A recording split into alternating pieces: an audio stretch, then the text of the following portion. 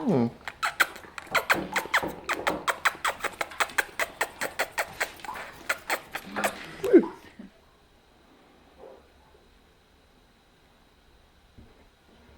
darling.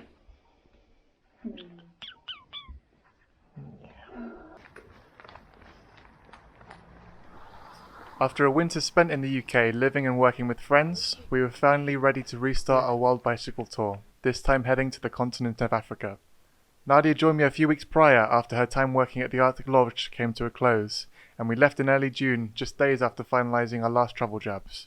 Our original Gatwick flight to Kenya was cancelled and replaced with a flight going from Heathrow early the following morning. After seeing multiple horror stories in the news about airports being packed, we travelled up the night before for our replacement flight.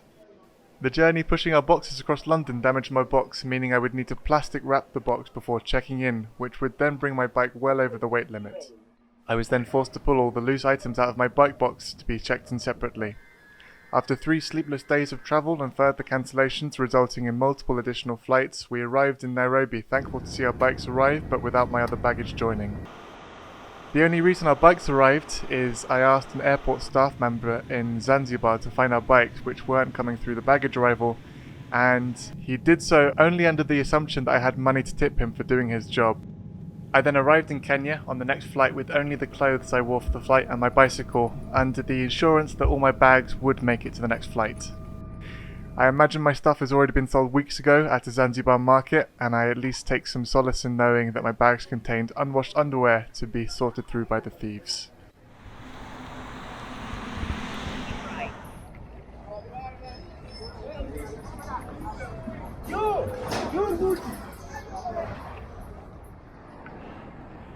Good morning and welcome to Nairobi, Kenya. We've been here for a few days. Nadi's back at the guest house where we're staying. The first few days have been very, very stressful because Kenya Airways lost one of my bags. We luckily have our bikes, so this could have been so much worse, but they're not really taking any responsibility, and so I'm off into the city now to try and replace the kind of bare minimum I need to reach South Africa, which is our end goal. But just behind me is Nairobi National Park, where there are lions, elephants and animals like that roaming around. We would like to go in, but unfortunately it's incredibly expensive to do any kind of tour, so we're going to have to wait to see those things on the road. So yeah, my mission today is to try and replace the bare minimum that I've lost, so I can get off cycling again. Nairobi is beautiful, vibrant, very chaotic. The people here are lovely. There's a few crackheads that, you know, grab your jewellery, but that's no different to living in London, so I'm kind of used to that kind of stuff. But yeah, I'm very excited to get started, and yeah, I'll be cycling to the city now. See you in a bit.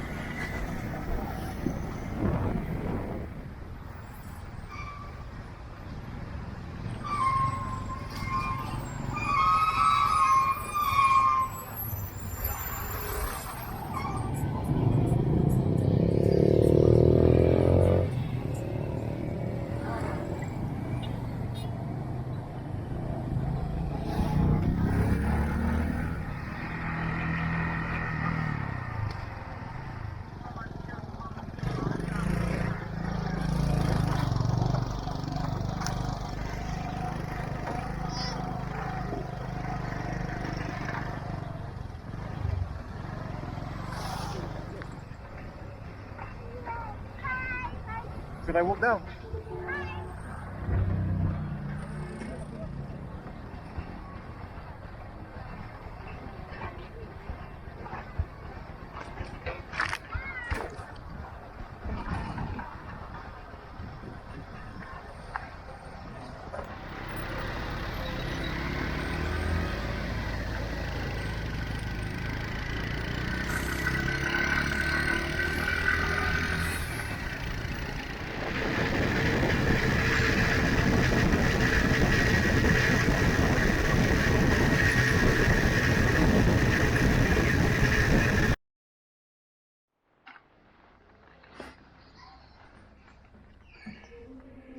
Yeah.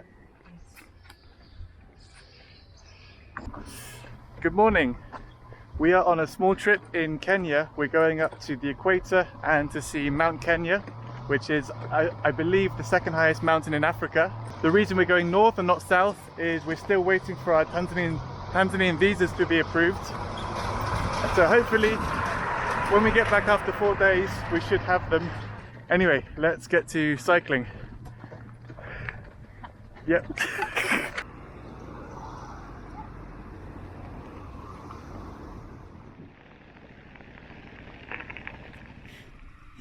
We just went into an area next to the airport to get to the next spot. And to our surprise, there's lots of wildlife around and we didn't know. So we were surprised with some wildebeests and quite a lot of zebras as well. Amazing. They're like herds of them.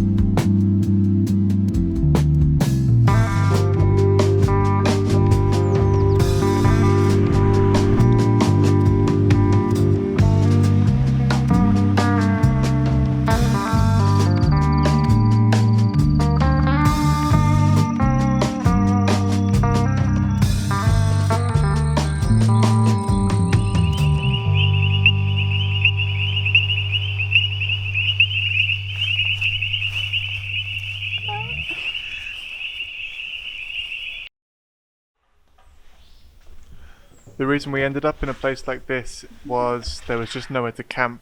When you zoom in on a map of Kenya, pretty much anywhere north of Nairobi, even going hundreds of miles up, it's all small village, and the area around Nairobi that we were cycling through didn't feel the most friendly, unlike most of central Nairobi. So we ended up looking on booking.com and found this for about $10 a night for both of us, with a cooked breakfast, and we decided to have a kind of half rest day.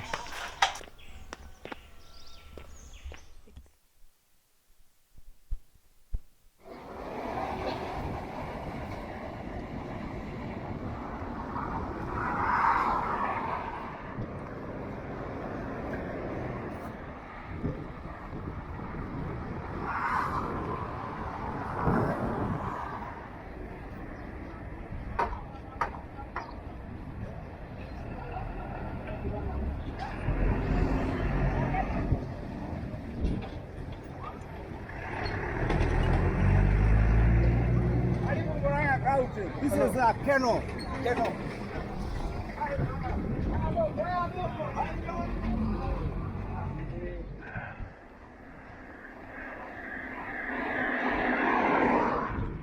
For the first time out of Nairobi, we have like peaceful green roads. Getting out of Nairobi was hellish. I think we'll go back to a busy road again, but for now I'm really enjoying this.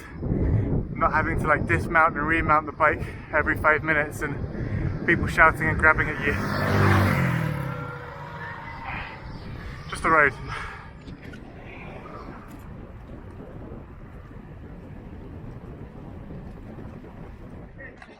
Oh, careful. You left the tour. Automatic replanning is turned off. Take a look at the map.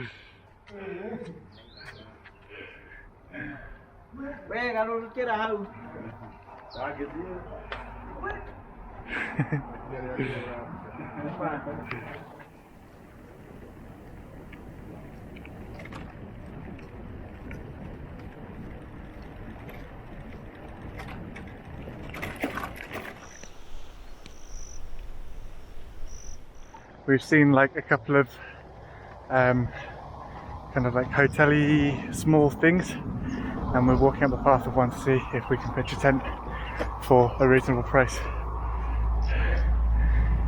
We'll see. So far everything's either been like very reasonably priced or like $100. So we're looking for something on the cheap side.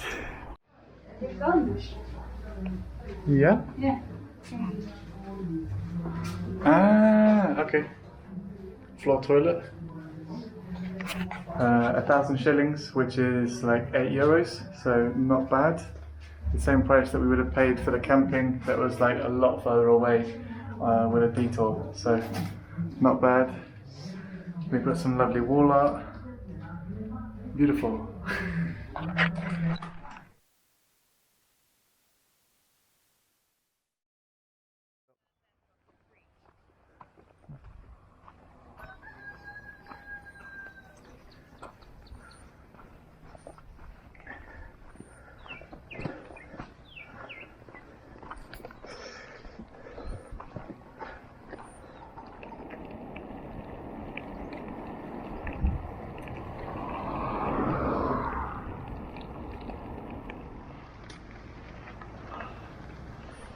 We're travelling on lots of new build roads, which can often be broken up in different places, but in times like this you get a huge road with almost nothing on it, which is amazing compared to all of the kind of truck congested normal roads. Anyway, we had a lovely night in the small guest house. Unfortunately no wild camping opportunities yet. It is clearing out quite a bit. But yeah, Kenya is very, very populated. We are cycling up to Mount Kenya now. I think today we're planning to go up to 2,500 meters, and we're at about 1,000 now, and we can really feel the extra heat because we descended about 800 yesterday. Anyway, on to Mount Kenya.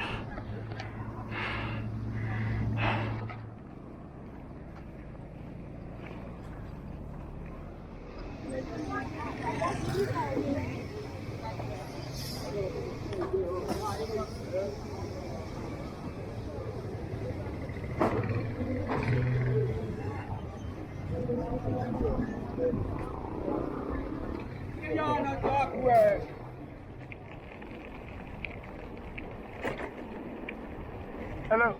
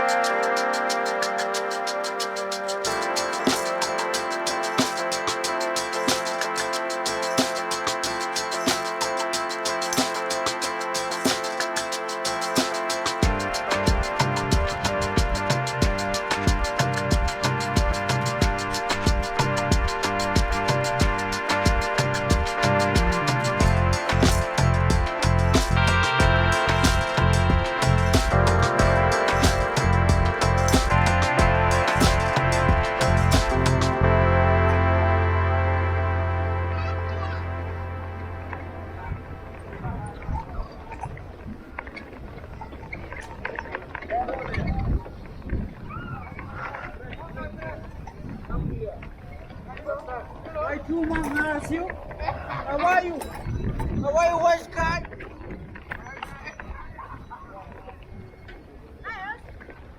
Hello. Hi, is there a guest house somewhere around here? No, a guest house.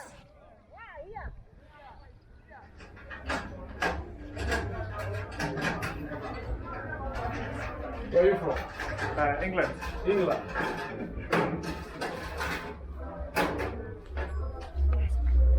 You've been here before? No, first time. It's first time. Oh, this is good. Yeah. Yeah, okay, we'll take it. Took a while to find somewhere, but we finally have. The whole village came, was following.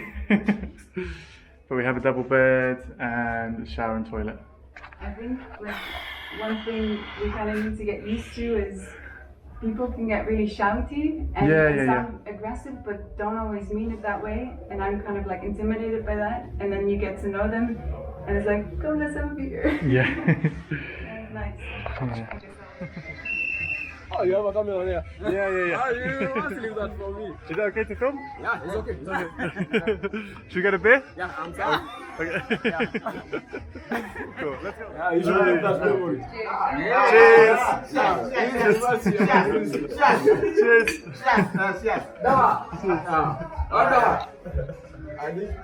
Is it easy to earn money and to pay bills here?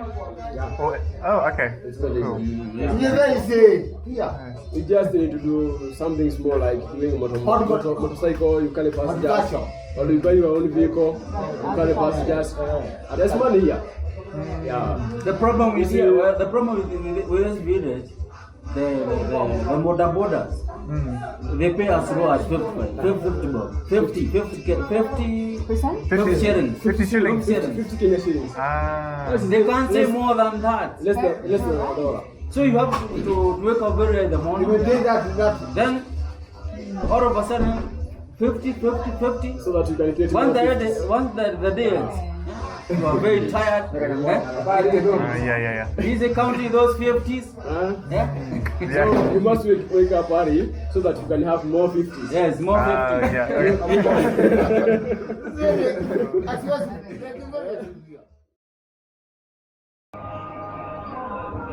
Let's walk here. Hello, morning.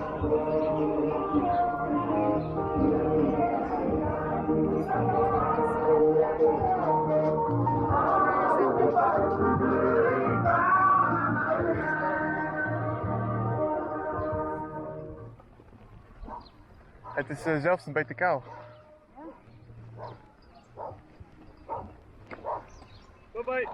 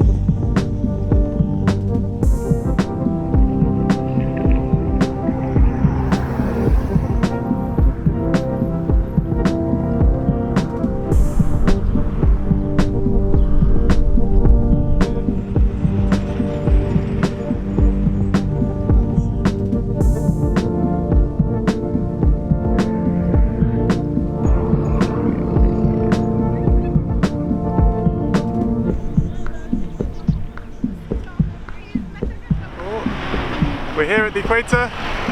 It's quite busy, but yeah, finally made it up. It was a long road, but we're happy to be here. We're going to look for a kind of guest house to check into and then find a way back down south. Alright, see you in a bit. They've got the water buckets thing, but no one's doing it. Oh, where is it? Just by the poles. Oh, I didn't see it.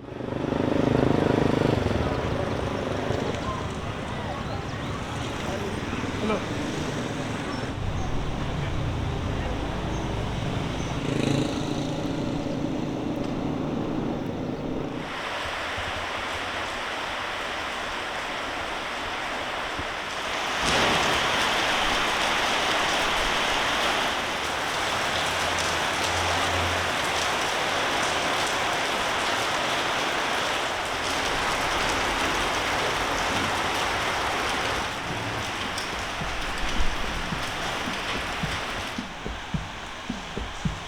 Help me pay $6,000 for my way.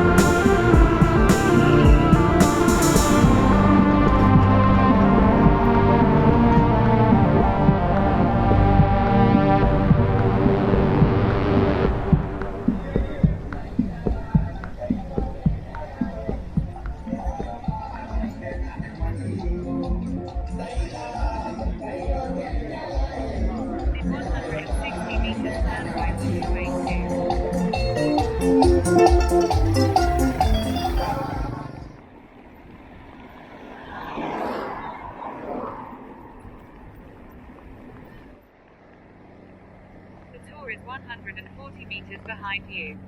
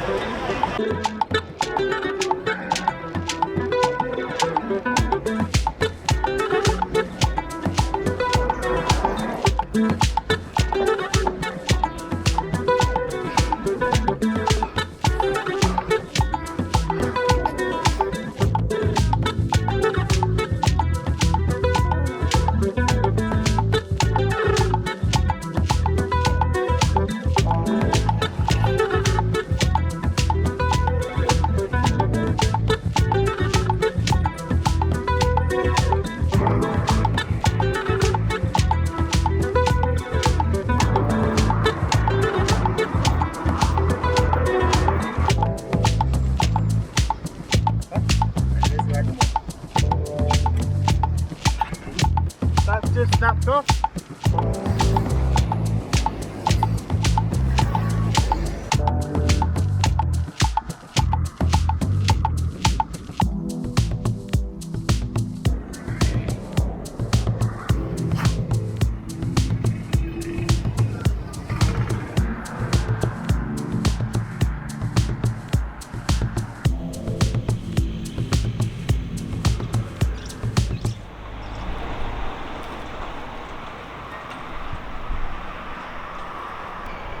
We've done about 60k out of Nairobi. Nadi's not feeling great, so we've asked to camp at a petrol station we stopped at, and they said it's fine. We're a little bit visible from the road. That's the main road behind there. This is Landing. So I think we'll be alright, but we might ask to stay inside as long as we don't inconvenience them too much. But I think we're going to make some dinner and then yeah, make a decision a bit later.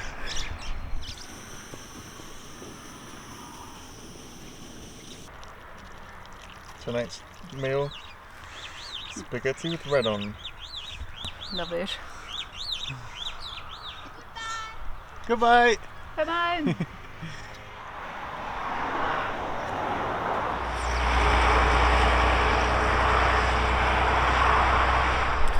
We were going to camp next to the petrol station, but we've had a few visitors since we've been eating dinner. They've been nice, but in our experience, after it gets dark in Kenya, there's quite a lot of people out drinking, and yeah, we expect some people could be a nuisance like much later on. But the guy who runs the petrol station said there's an empty kind of office room that we can stay in, which is incredible. So we're gonna pack up after our dinner and then get in there.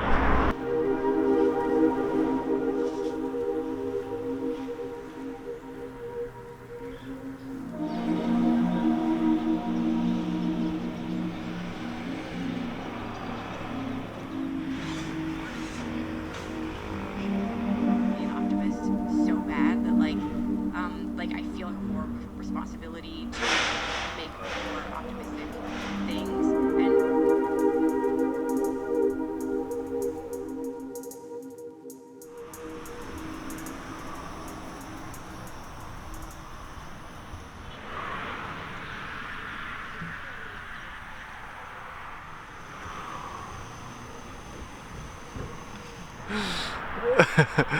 I've just seen myself in the viewfinder.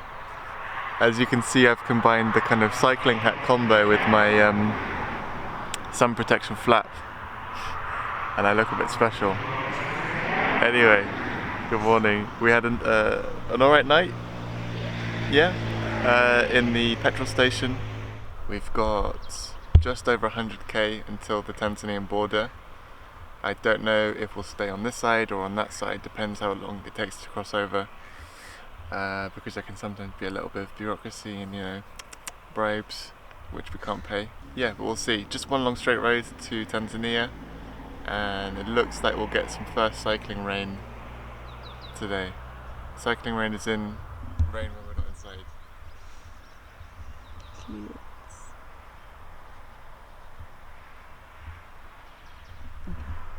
Let's smash it.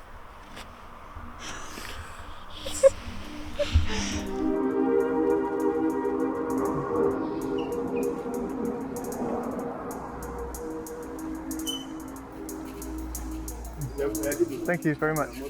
Bye-bye.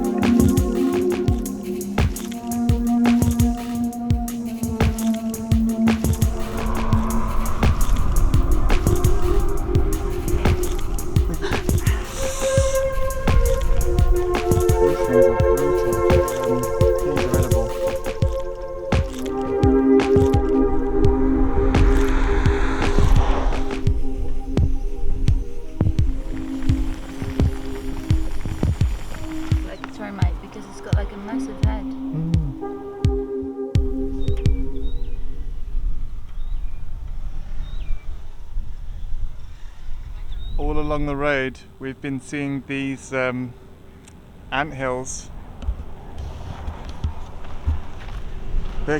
They could be, I don't know, I presume it's ant. There could be something else.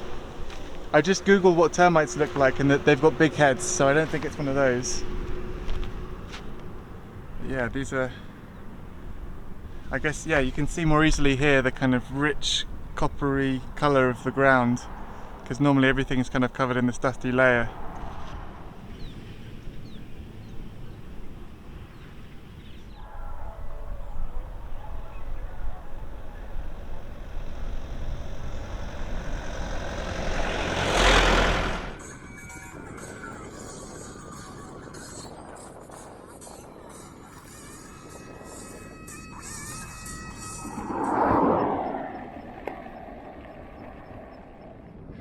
We are now in the lands of the Masai Mara, who are the biggest tribe here in Kenya.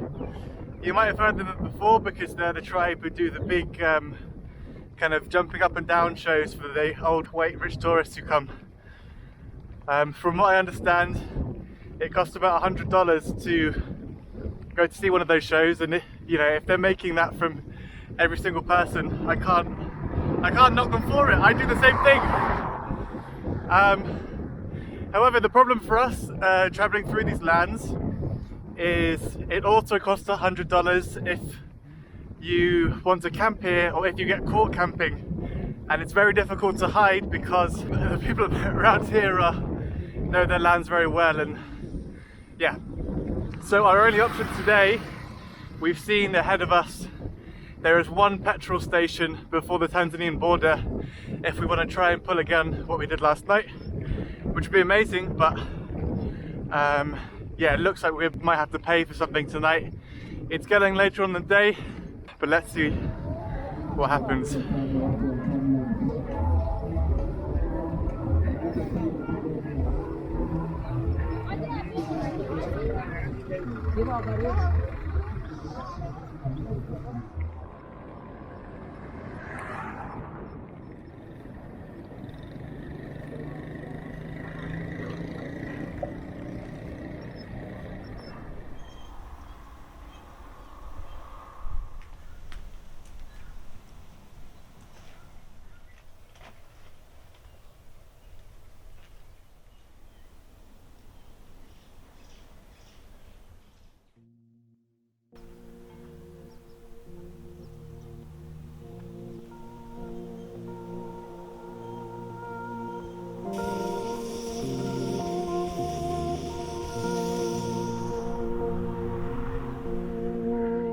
Thank you very much.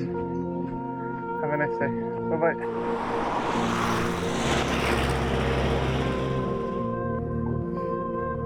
Hello.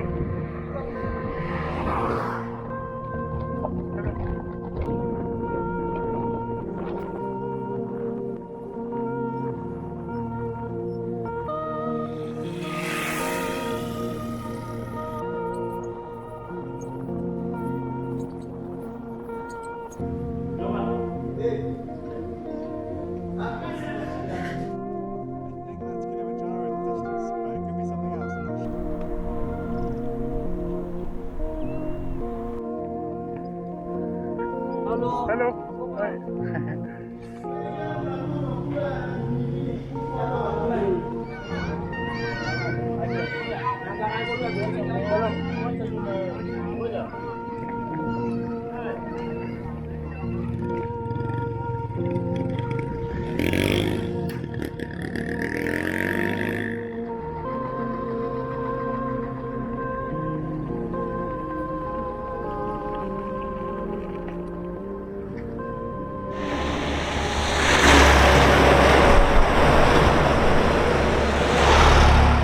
Good afternoon. We're in Tanzania now. To be honest, not the best first impressions of the country. Prior to coming here, hadn't heard the best things about Tanzania, especially when people compare it to Kenya. We crossed the border, we were there about an hour, not too bad. No corruption, luckily, which is expected sometimes. But then we went to a shop to get water, and the guy tried to charge us like 10,000 shillings, and then when we asked for our money back, laughed and then said discount for you, and gave us like half the money back, which is still very expensive. But yeah, we'll see how it pans out as we get deeper into the country. We still need to buy phone cards, but we didn't want to do it in the border town because it was just hustlers everywhere. Anyway, in front of us is, yeah, and there's that mountain behind Nadia, which I forgot the name of, which we're gonna pass around now. And we've been told there's a very small town just over the mountain pass of the mountain. And we're going to try and look for a phone card and maybe even a guest house, because it's getting quite late in the day now. It's like 3:30 and it feels quite dodgy around here. Yeah, Mount Longido. Ah, Longido. Longido. And Okay. we're heading towards the town called Longido. Okay. So yeah.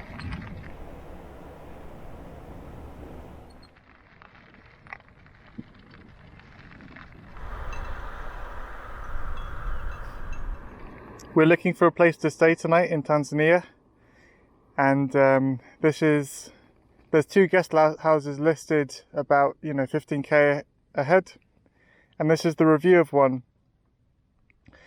Before we tried to sleep in the bush but had an uncomfortable encounter with some armed people, so we decided to move. We can recommend this place. Breakfast with omelettes included for 30,000 shillings, which is about $14, something like that. If they include a big breakfast, then I guess that's not so bad. Anyway, onwards. And no camping in the bush tonight.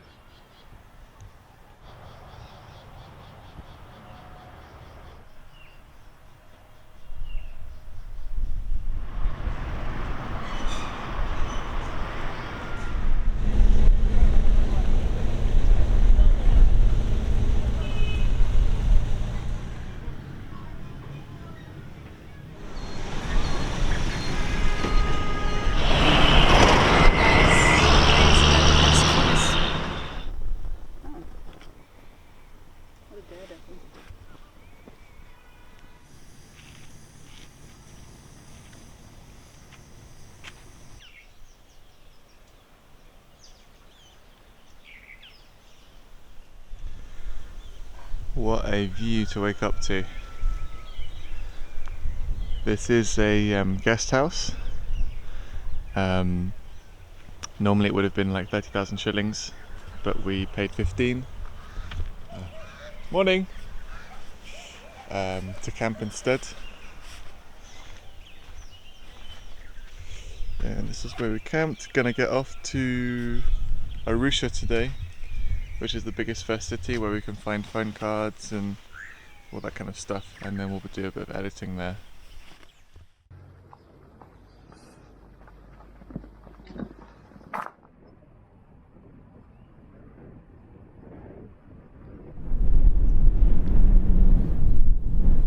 Okay, I've just checked the map. That's not Kilimanjaro, but that is massive, whatever that is. That mountain, I think it's called Mount Arusha. Hang on. Oh no, that's Mount Meru, also known as Socialist Peak. That's only 4. Hello, yes. That's only 4,500. Wow. Looks massive. Wild.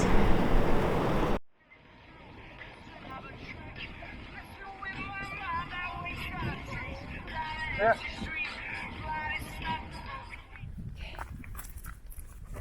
We just spotted a giraffe.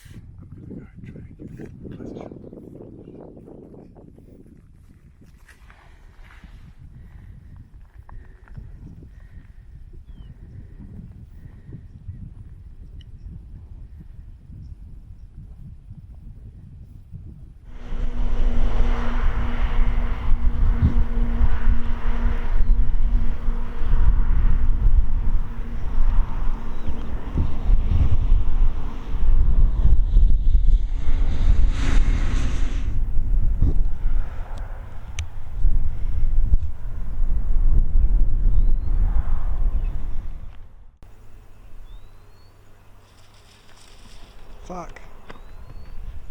Scared him.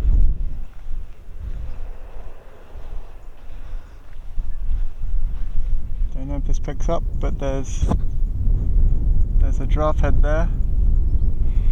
And then in the background, I know I've wrongly identified it 3 times, but that is definitely Kilimanjaro.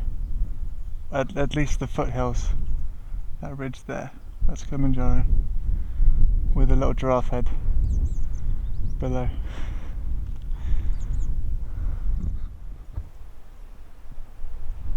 Just watching me.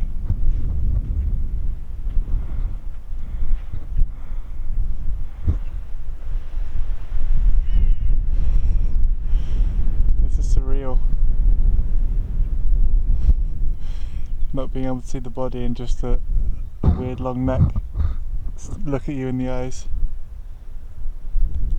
Should I get closer or is that dickish? Okay, they're off.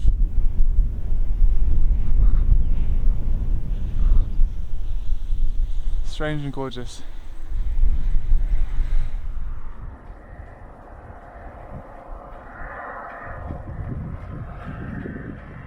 How was it? $200 a day safari. I get that shit for free.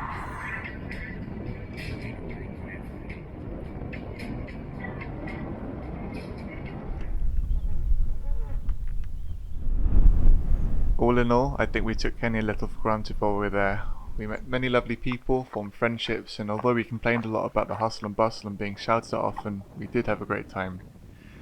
After crossing the border, any possibility of a genuine interaction would vanish, as in Tanzania the foreigner is to be used to earn money and nothing else. We'll go into detail a little more in a later video, but we wanted to thank Kenya and all the people we met there. Asante.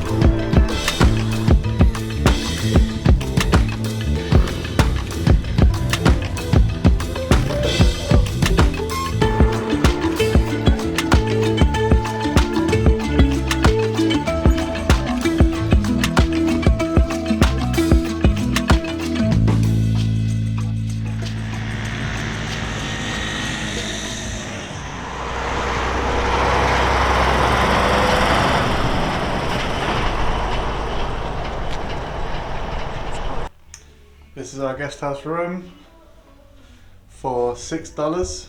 Own bathroom. There's a shithole. Oh, that smells bad. Let's close that door.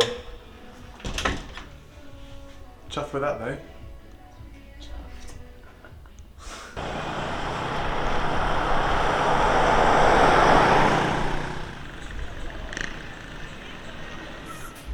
So we're at this guest house and we tried to ask if we can crack outside, but there's no signal, so the Swahili Google Translate didn't work and the woman didn't speak English.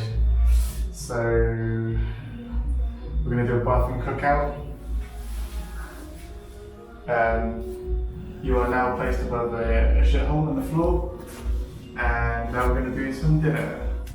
Bathroom being the best place to not start a fire, hopefully. Ooh, okay.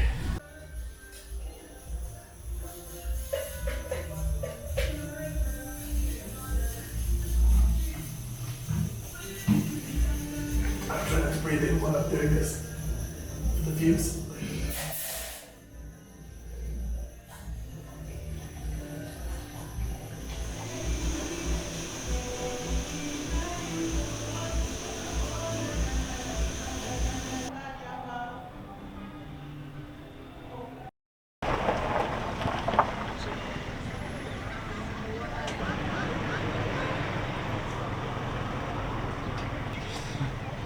There are 3 gas stations along the way, but they're all closed.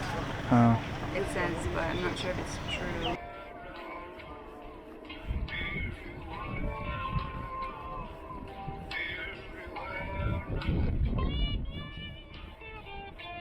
These are 2 kinds of unique Tanzanian crisps, arrowroot and cassava. What's the verdict? Doable? Let's try these.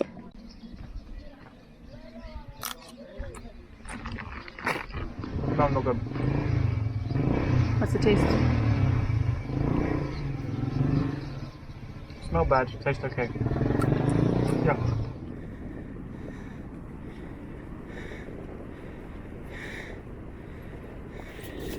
Good morning, well, actually afternoon. So we're back on the road again. We had a night indoors, about 80k from Arusha, which was pretty good.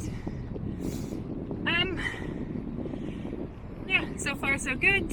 We're making good distance. We left a bit late today, but that's okay. We can make up for it. The next stop is 90k away, and the grounds are mainly flat, though the last 10k will be climbing, but that's alright.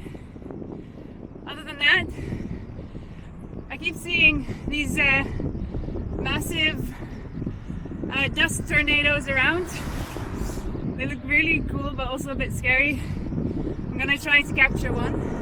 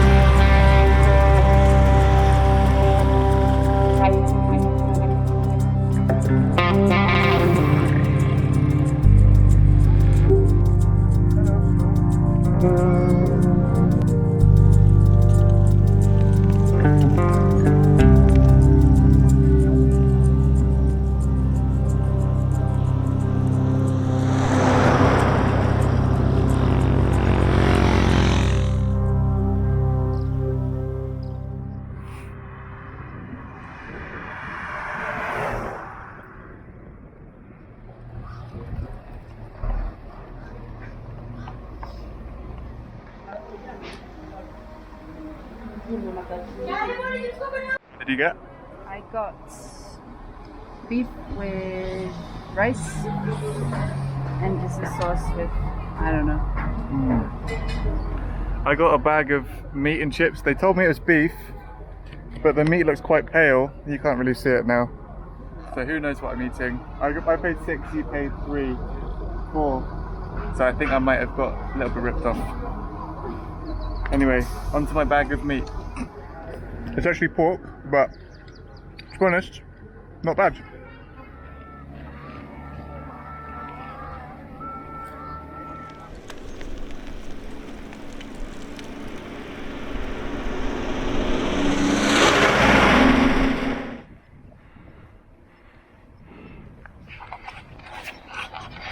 Today is a Sunday, which is an excellent day for cycling because lots of local people are in church, meaning that the roads are very quiet. From the looks of it, we are in an area that's kind of seems to be half Muslim, half Christian, and that means that only half the kind of local population are out walking today.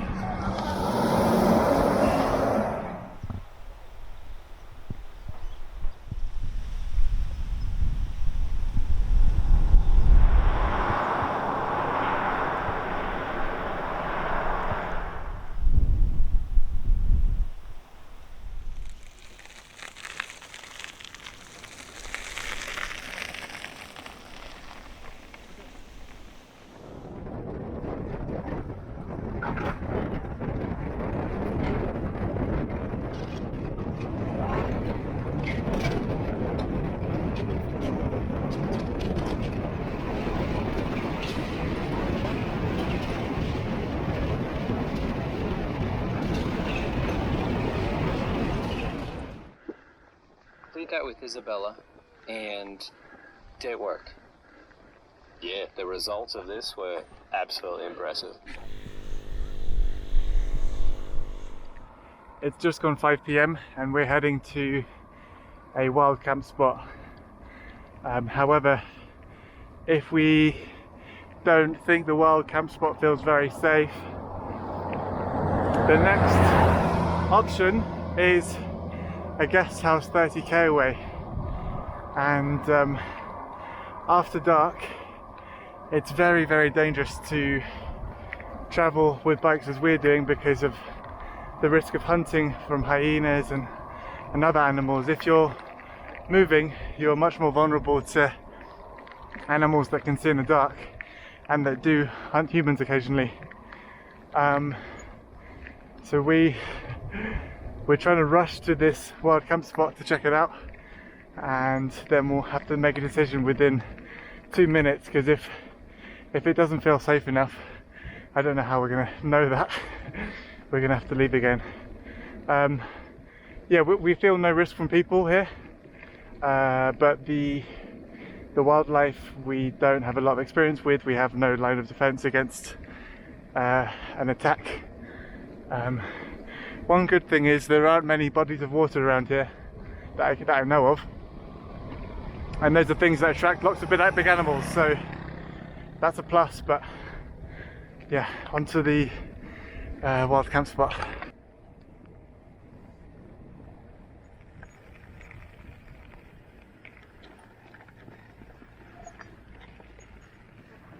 Just to avoid.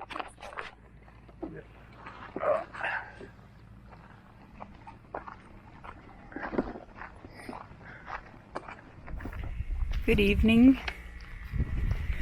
So, we finally made it to the campsite that we were aiming for, but we weren't sure about yet. It's a little path that leads behind a hill. It's very hidden from the road, so that's why it's so perfect. And it looks amazing. Really, really great for camping. So we decided that we're gonna pitch the tent. Right? Yeah. Oh. Oh no, it's on me, mate. Yeah, we decided we're gonna pitch the tent here instead of heading on to the next town, because that was plan B. There was a 10,000 shilling guest house, which is €4. It was called the Climax Hotel. Yeah, we also had our doubts about that one, but it had a good review, so couldn't go wrong there. But it was another 30k away from here, and we were both very exhausted. And so we're happy that this is gonna work. Yeah. At least no one's climaxed here. That you know of.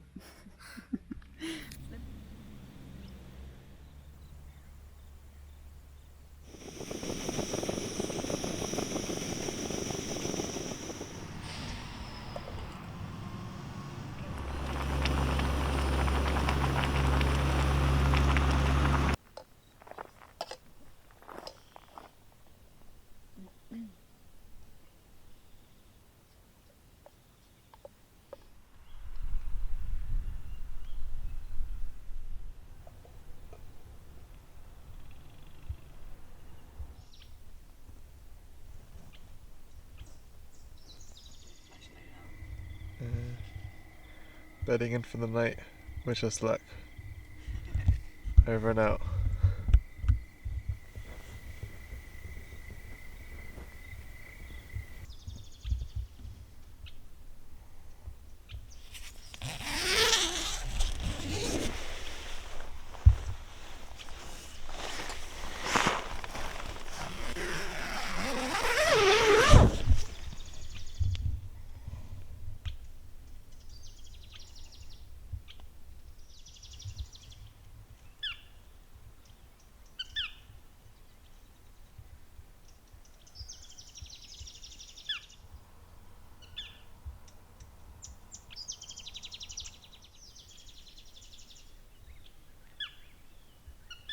Same. How was your night? Not great, but it wasn't because of, I don't know, not great. But it was more because we were afraid of hyenas. Well, that was the whole reason. Huh? That was the whole reason why you didn't sleep well. Well, the thing is, I kind of like woke up in a shock every time I heard a sound, and that could have been like something small, like running around, or you just moving. Mm. So it was like unrational, like constantly. But it's fine. I feel okay. Good morning. Oh, whoa! We're above the clouds? Yeah. Holy shit!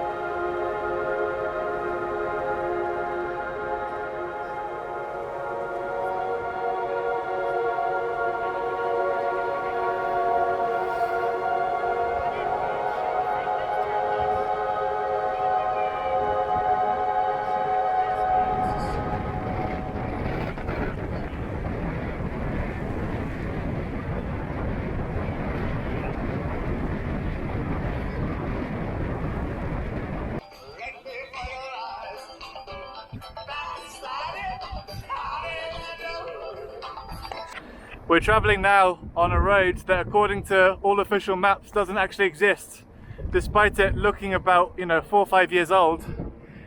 It's definitely not brand new. I was listening to a podcast last year, and the guy that holds the cycling record for doing Cairo to Cape Town, Mark Beaumont, was talking about how easy it would be, not easy, but it would be easier to smash his record at the moment, because as far as I remember, it was because of this road, because this road didn't exist when he broke the record. And I'll try and show the kind of dirt road that he would have had to run his bike along. You can see still parts of it along the side. That could be a part of it. Yeah. So from what I understand, I read his book about it. Yeah, he wasted about a day and a half having to run his bike along this part of the road with cycling shoes. So who knows, if I get a bit more money coming in a few years, maybe I could have a crack at the attempt. But I don't know. It wouldn't feel very nice. But then, if you get the record, you get your name down somewhere for the rest of history, even in a very, very tiny way.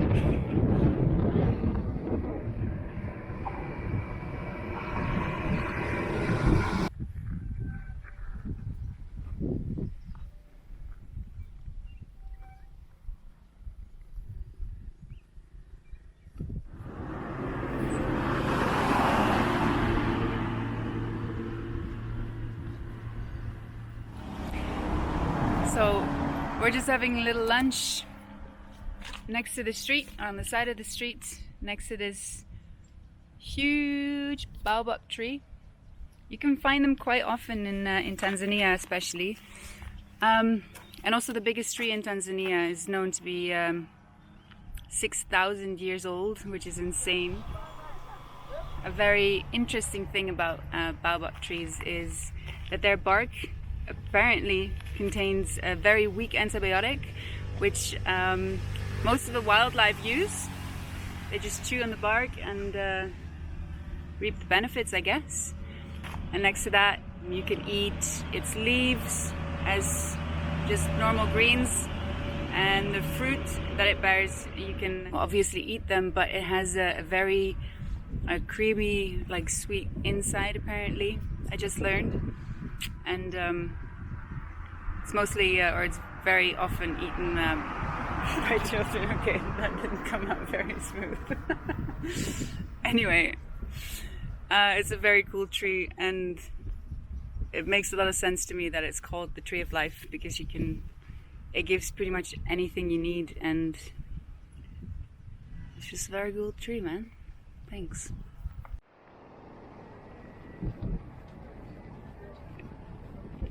Shop.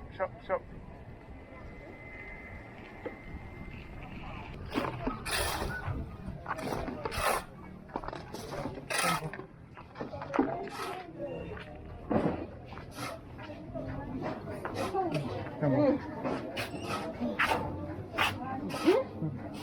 Coca, Pepsi. Okay.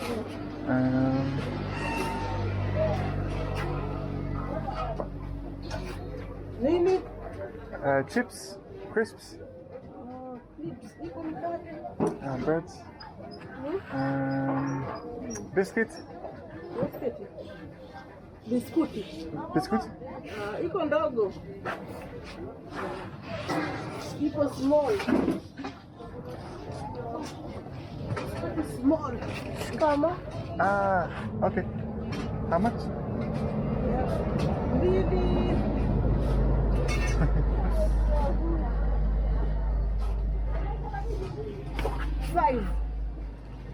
500. Yeah. Okay. 2 more, so 4. This, which one? 1,000? 600. Yeah. Okay. Fanta and cola.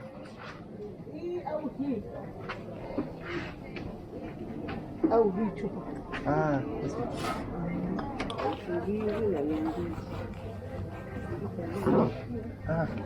Asante.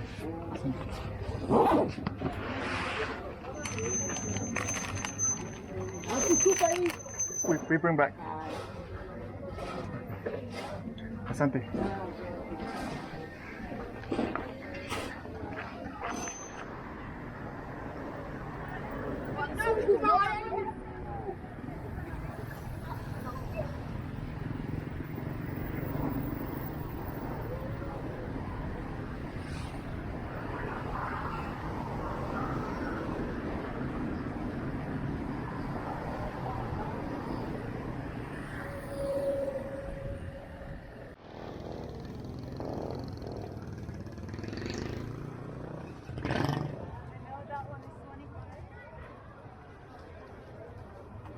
Nee, zij zei 20.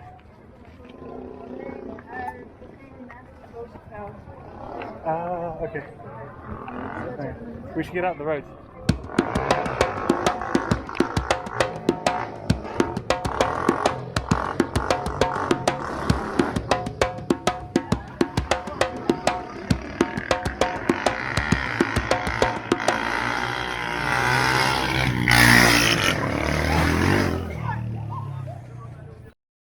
Good morning. I didn't film anything yesterday because my GoPro got left on photo mode, which meant that all day I was taking photos while I was cycling instead of filming bits and wasting lots of time. So it's the day after we've left Dodoma. This is where we're staying. This has been the cheapest guest house yet, 10,000 shillings. Drawback being there is no sink, but still 10,000 shillings is pretty amazing. Today we're off to a wild camp spot, and it's a bit more of a relaxed day because yesterday we did 140k, which is a bit too much with loaded touring bikes at this time until we get a lot stronger. But anyway, let's pack up.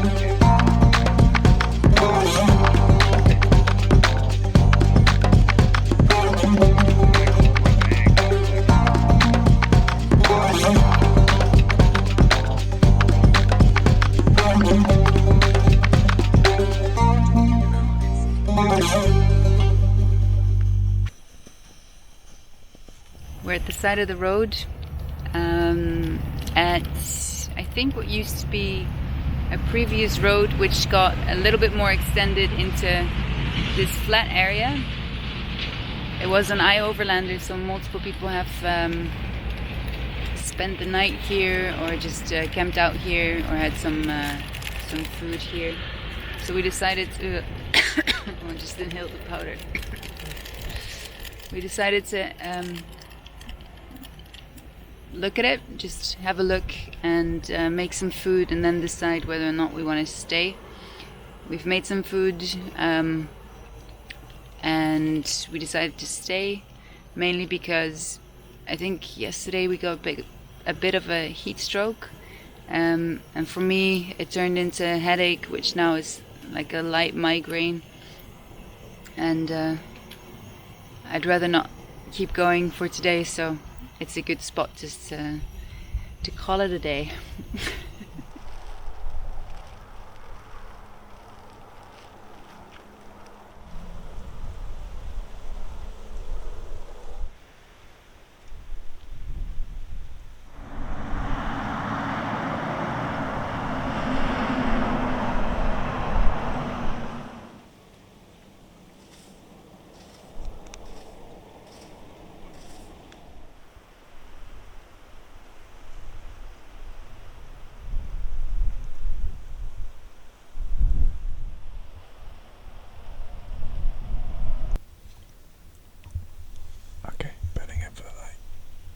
Wish us luck. Good night.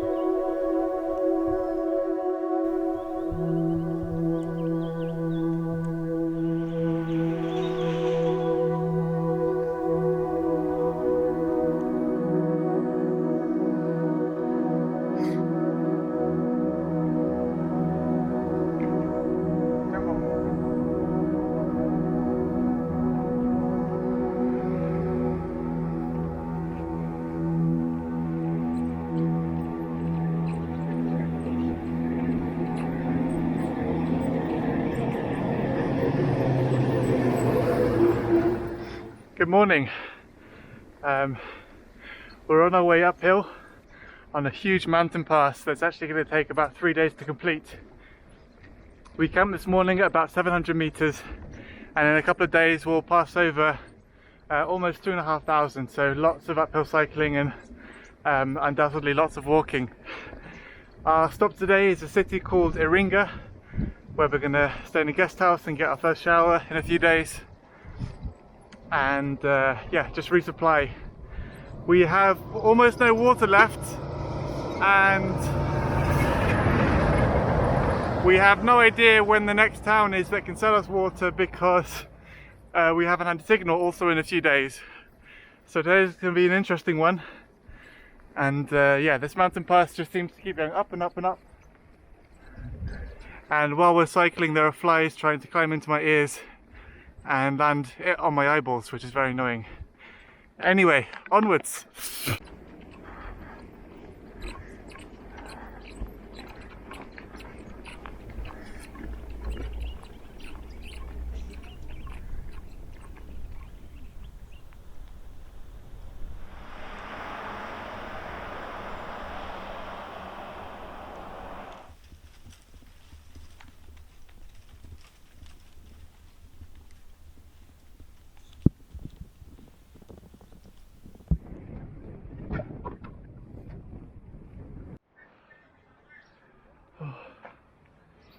After a few hours, we're saved finally.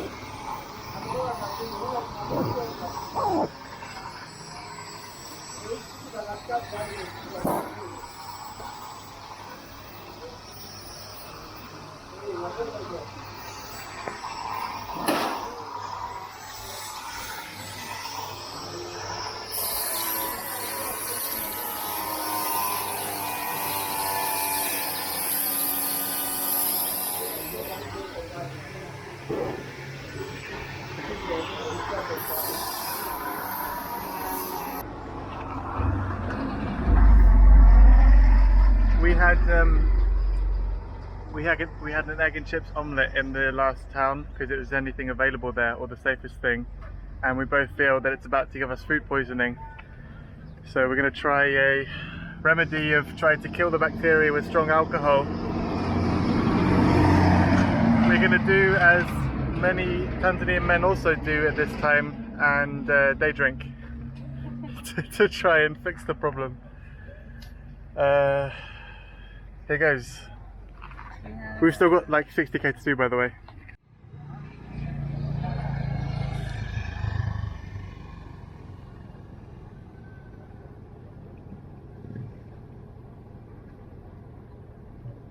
Some sort of gin.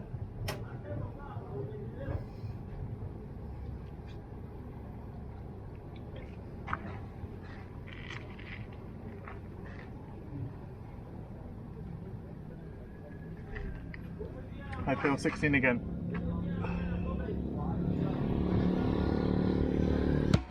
Hello. Rambo. Hello.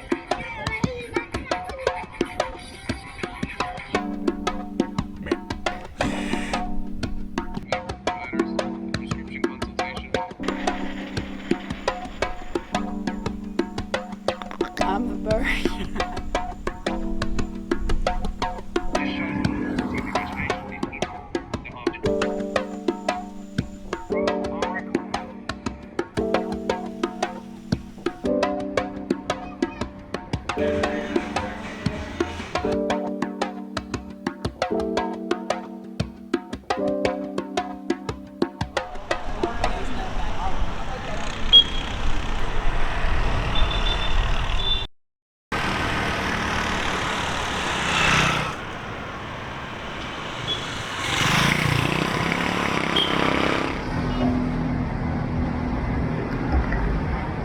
We've got about 7 days to get out of Tanzania. And those are not going to be huge days, but big-ish. We haven't really got time to rest. We're just trying to work out how to get a Zambian visa before we leave this small city, because after that there's no signal in the countryside. It should be fine. We're aiming for a guest house today that's about 40k away. And then the night after that we're planning a wild camp spot next to a small lake. Fingers crossed it's malaria free. Let's get on the road.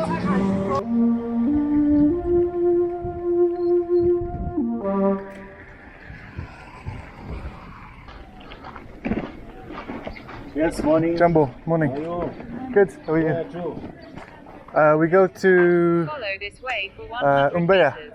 There. Yeah, maybe 3 days. Oh, Yeah. this way is not good. No, we know. But you know it. we're joining back onto the road. Ah, okay. Yeah. Okay, Carol. Thank you. Have a good day.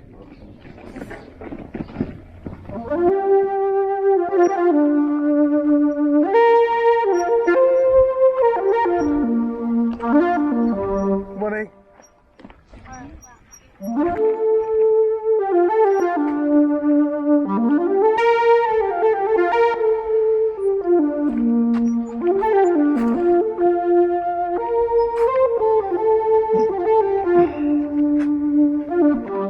Love a bit of unexpected off-road for no reason. Shout out to the app Commute again for today's problems.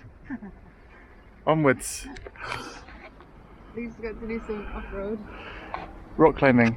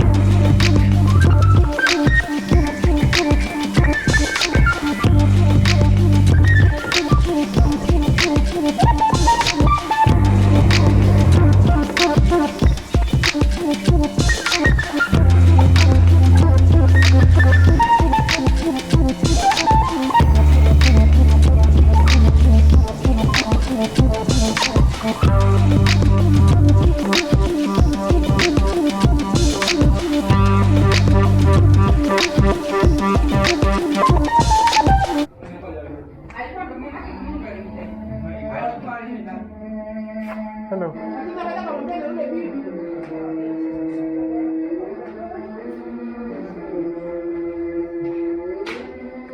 Is this the guest house?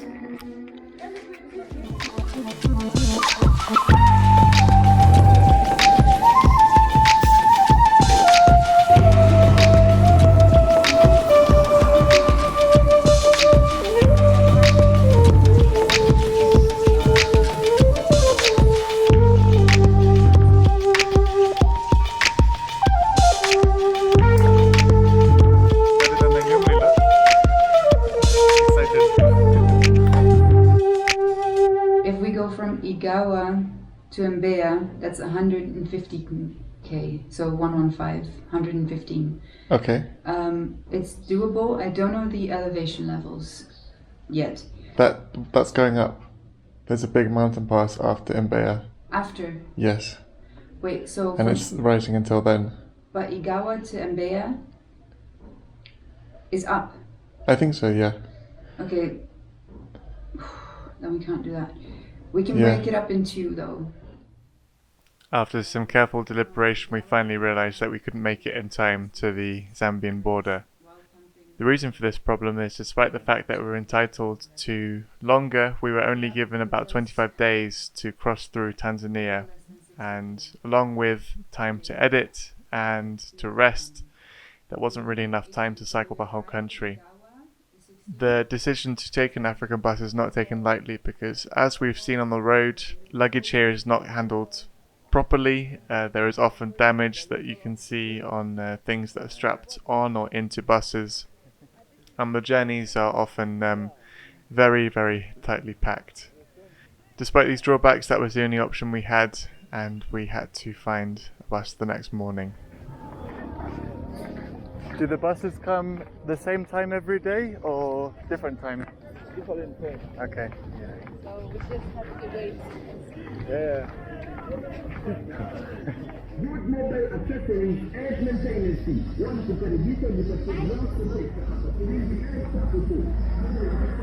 Welcome.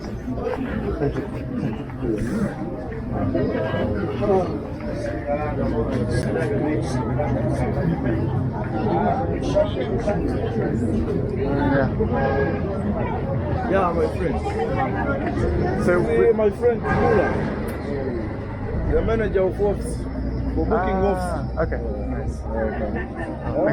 Yaani hapa ndo kimeumana. Wanataka na hizi baskeli ziende. Baskeli mbili au niambia. Aliyasema kila baskeli 10,000.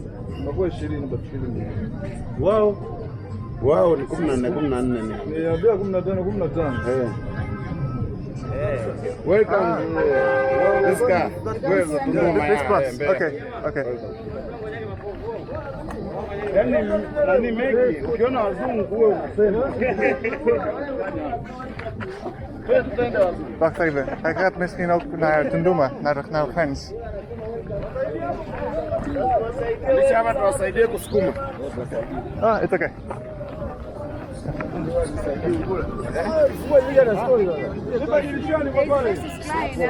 Yeah. Wanataka njia nazo.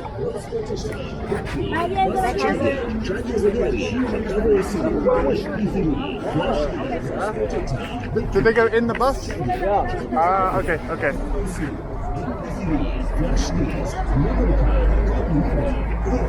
Sema masawa nikupe. Nitanguliza huko au?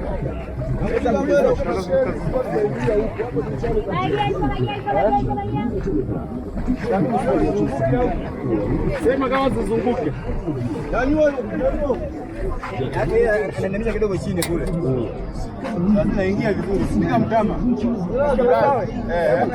Sogea kwa sababu sika kwa kwako hivi.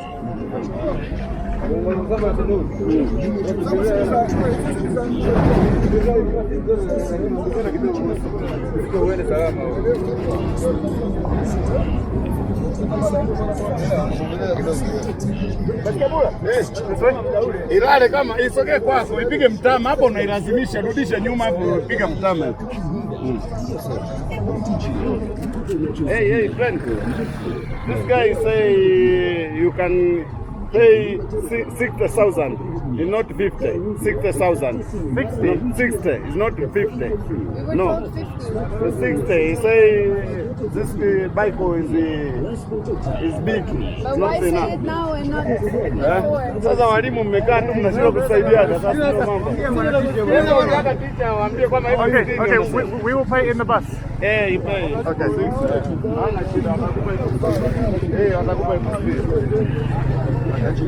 Watakupa ndani, atalipia ndani. Thank you very much. Thank you very much.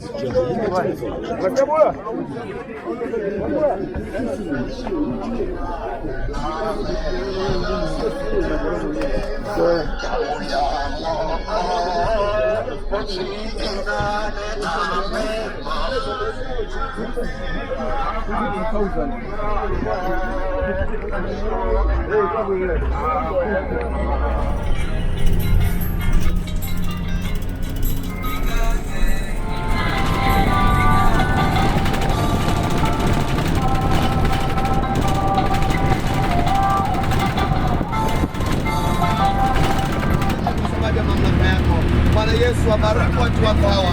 Kwa jina la Yesu Kristo naomba. Amen. Meat and chips. We got some window food from this dude. Yeah. It happened as the bus was driving away. No, it was not. It was a different dude. Yeah. But it was a good moment. Shout out to the incoming food poisoning.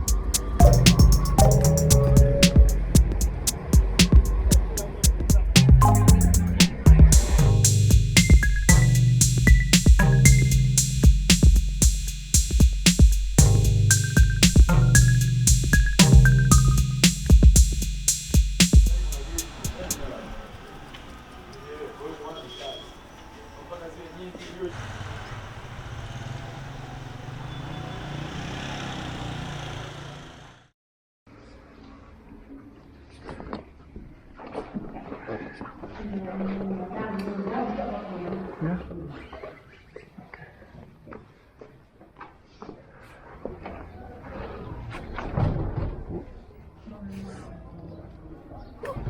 Thank you. Bye bye.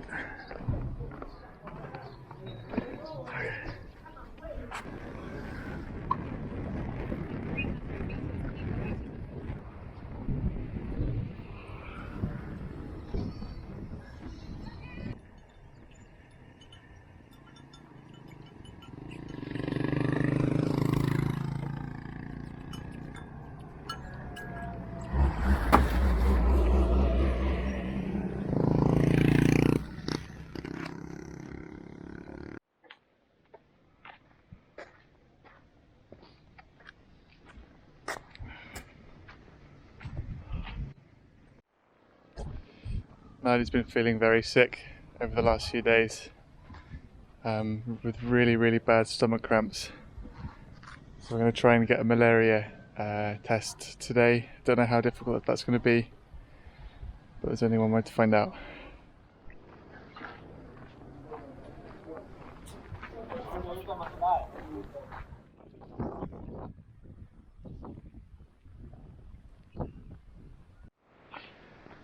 Okay, update since earlier. Got sent on a wild goose chase around to different centres in this village. No one's got malaria tests.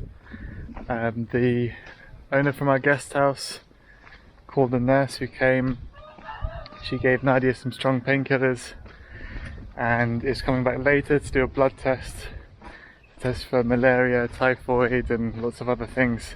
we've got money to pay the nurse, but not money to fix all of the other kind of knock-on problems that this has caused, because we need to get Nadia on a bus to the border tomorrow because our visas expire the day after, and yeah, we can't afford the penalty. So I'm going to try and get a bus now back to the city where we came from to use a cash machine, and then I'm going to get the bus back here. And knowing Africa, that's going to take me the rest of the day. I hope it's not too dark when I come back. Anyway, let's go on a very annoying adventure.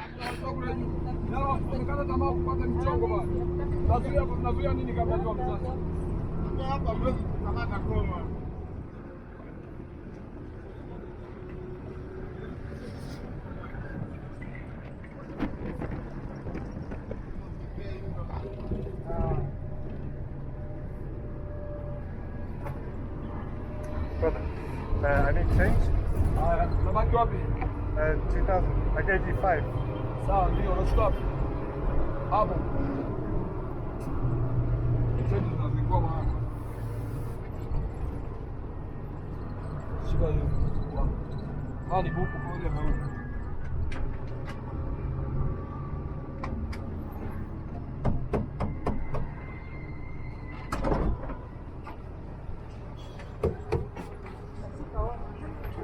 Ndio baba.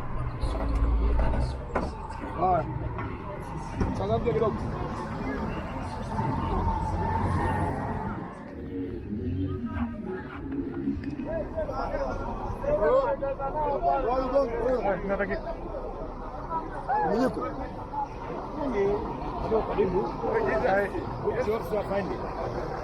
I'm going to Songwe.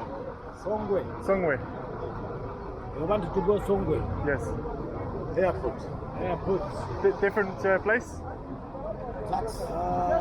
Must be you use the taxi. Daradara hakuna. No daradara. No bus from here? Taxi here. Okay. As soon as you walk into the bus stand, everyone wants to kind of help you, and then they lie by saying that there's no bus to Songwe, where I've just come from on a bus.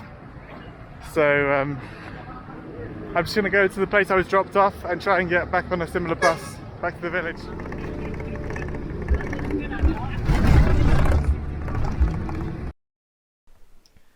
The next morning, the nurse returned with Nadia's results, and she luckily tested negative for malaria and typhoid, meaning that she just had really bad food poisoning.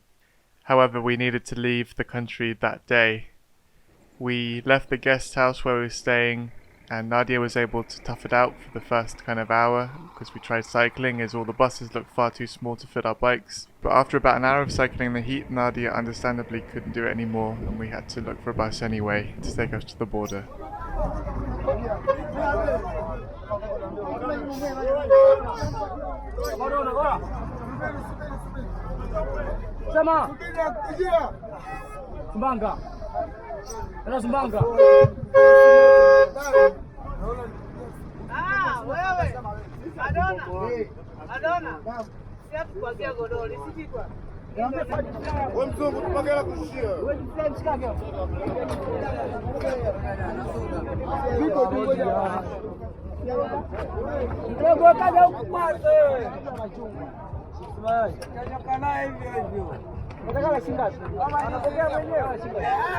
Angalia kio.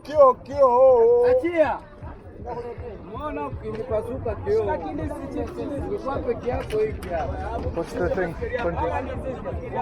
Ngoja kwanza. Angalia tu kio. Angalia kio bwana. Achia.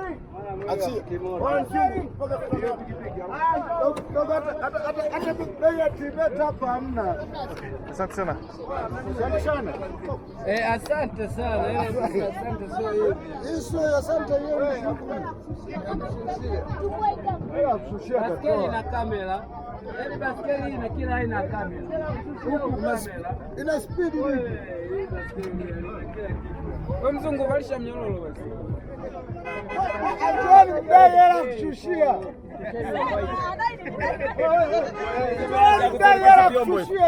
Hata kinyamwanga na tukusome hela za kusurukize vyombo. Ungekuwa peke yako ungeshusha wale to help you. Tuone za kuzurukishia njingo kufuma kule kutwara hapa. He doesn't work for the bus company.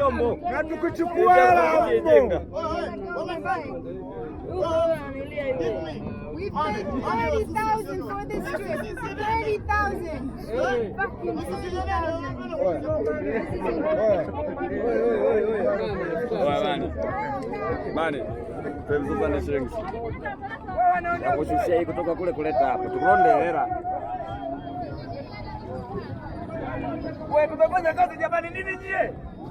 The reason for this anger at the end is locals has taken it upon themselves to climb on the bus and pass down luggage expecting to be paid the equivalent of a week's wage for a few minutes work. I've never asked anyone to do this, it's just what happens in Africa. The moment you get off public transport, people will be grabbing for your bags and will expect money to carry them a meter or whatever, even if you're shouting at them not to do it. I don't want to pay people like this, and it's the reason that there's a lot of anger as we're getting off the bus. This job should have been done by the guys who work for the bus company, by the way, but in the confusion I couldn't tell who worked for the bus company, who didn't. Hi, no thank you. Yeah. No thank you.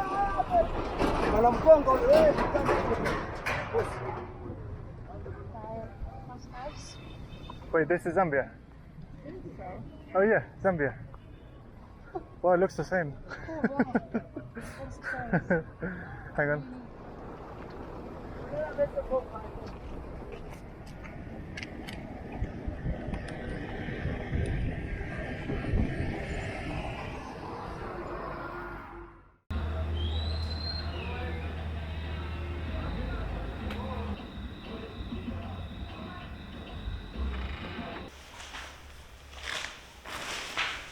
Alright, welcome to our first night in Zambia.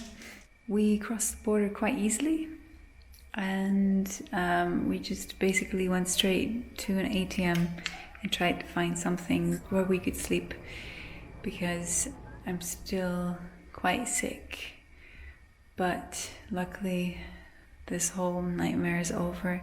So we're in an area where they're still building. We were allowed to put our tent here instead of on the grass, so it's nice and protected. It's our first night, so that's pretty much it. We're gonna figure some other stuff out tomorrow, such as a SIM card and anti-malarials. And hopefully by then my body's a little bit more restored, but we'll see.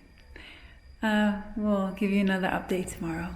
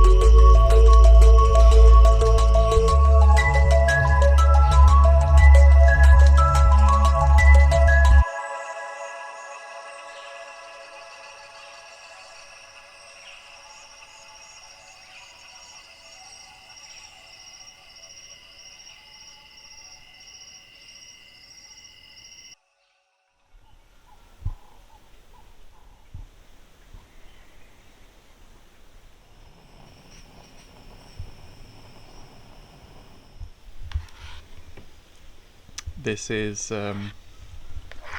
what are they called? Delight. Delight. I think we kind of expected it to be like porridge, but it's a lot like eating baby sick. It's sweet. It tastes like biscuits. Like a baby's eating biscuits and then sicked it up, and that's what it's like. Thanks. That's not a repeat buy. I repeat. No That's buy. not a repeat buy. Not no.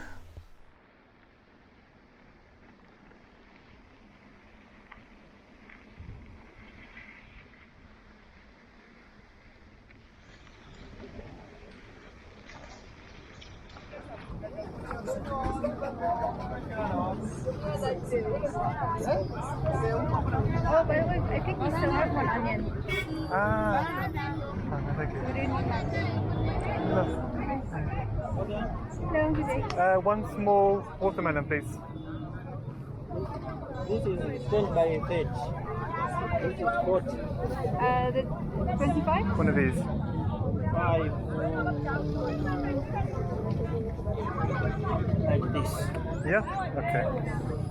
20. Oh, There you thank you, thank you. Thank you very much. Thank you. Okay, yeah. 20.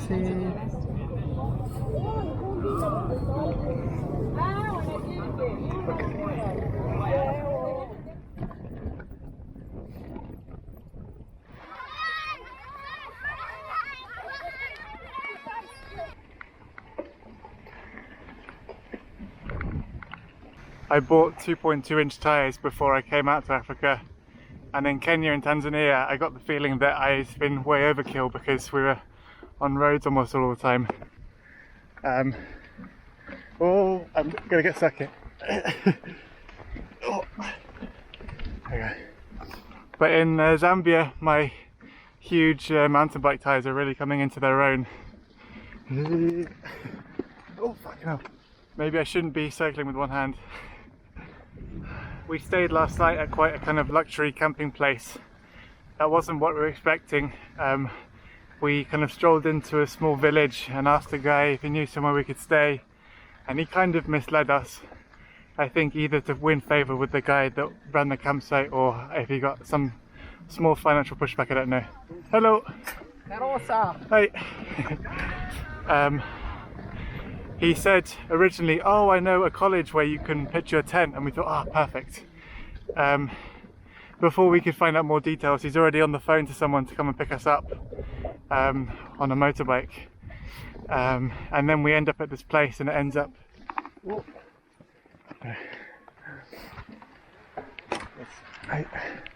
And then we end up at this place. It's run by a white South African guy who was a Christian missionary, like all of the white people that we've met so far in Africa. And generally they're kind of gnarly people, maybe not in the best way. Very, strict, quite conservative. Oh, sorry. Thank you. How are you? Hello, good, how are you? Fine. Nice. I think also being white here, you end up attracting attention from the other white people that you see, because it's quite rare to see other white people here, and so you end up having lots of awkward conversations with people that you have absolutely nothing in common with. When we stayed at the campsite, it was originally $20, but like that's way above our budget, and so we finally agreed on 10, which is still above our budget, but we thought just for one night. And then he was asking us, wait, you're not married, but you're going to share a tent together, how can you do that? Kind of thing. Anyway, the place he owned was very nice, but yeah, I think for the most part, I mean, not all the white people here can be like that, surely, but for the most part, yeah, we're going to try and keep a safe-ish distance from the white Christian missionaries. Anyway, we're heading into a town called Lusaka now. We're going to get some lunch. Onwards. Hello. Good, how are you? Good, thanks. How are you? Thank you very much. Thank you. Have a good day.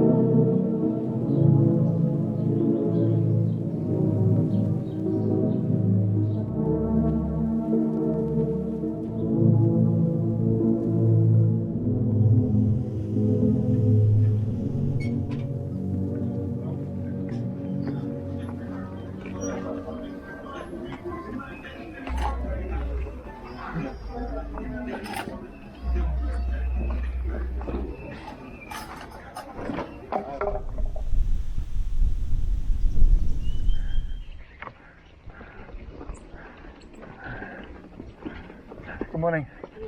Hello.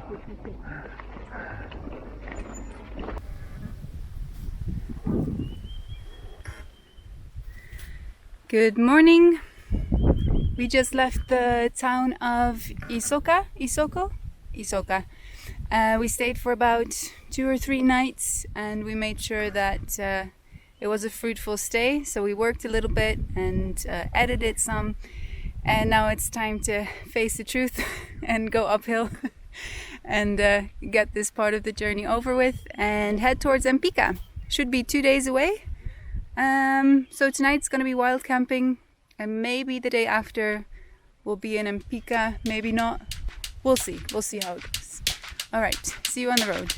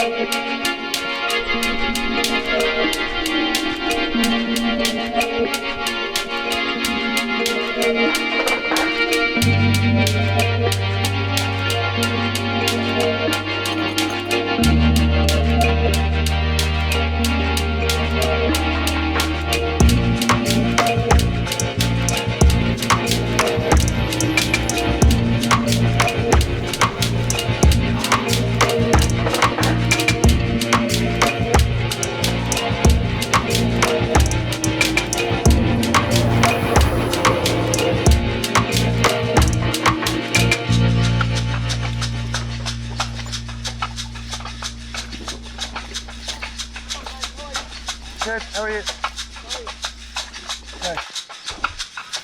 We didn't make the point we were aiming for, which was a petrol station, because we were going to ask to come around the back, and so we're going to try asking in one of these kind of tiny villages.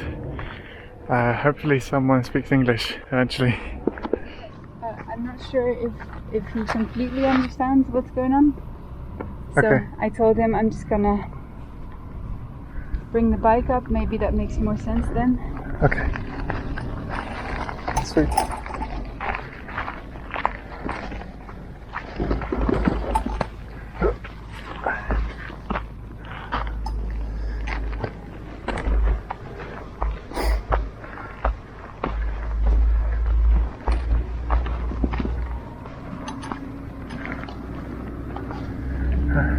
Hello. Is my partner Oscar?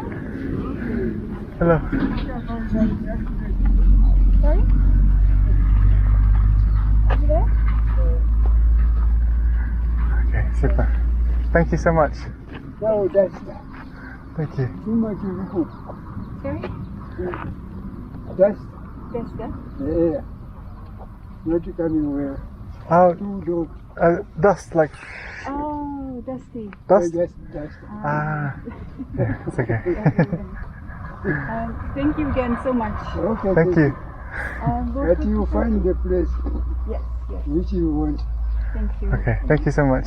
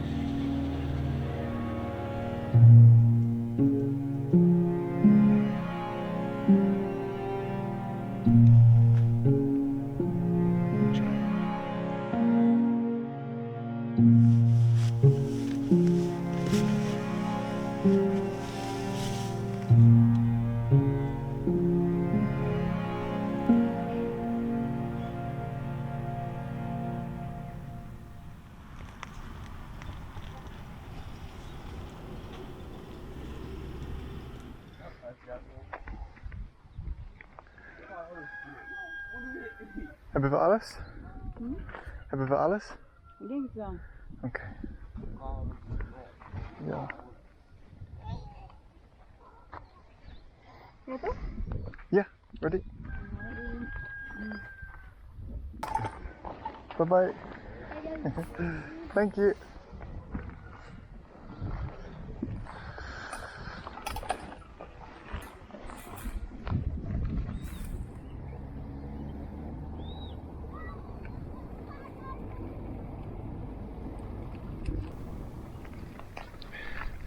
We had a nice little night last night staying with the family. We were woken up at about 10:30 by like lights shining on the tent and someone kind of shouting in the local language. I tried to get out of the tent, but the tent zipper got stuck, so I just had to kind of like lift the tent off me, and you know, got out of the tent half expecting to have kind of spears pointed at me or something, but it ended up being the older son of the family kind of coming home from work late and wondering why there was a tent and 2 bicycles in the kind of grounds of his parents' house. We're struggling quite a bit. We're only going to do 60k today to get to a kind of small guest house. But we're running low on cash because the cash machine in the last city didn't work, and aside from that we're just really running low on nutrition. We're feeling the effects of having only like biscuits and bread to buy from the shops. Yeah, we should have a cash point maybe in 3 days, I think, or like 2 huge days, but given the nutrition situation, I don't know if that's going to happen realistically. Anyway, on to the small guest house.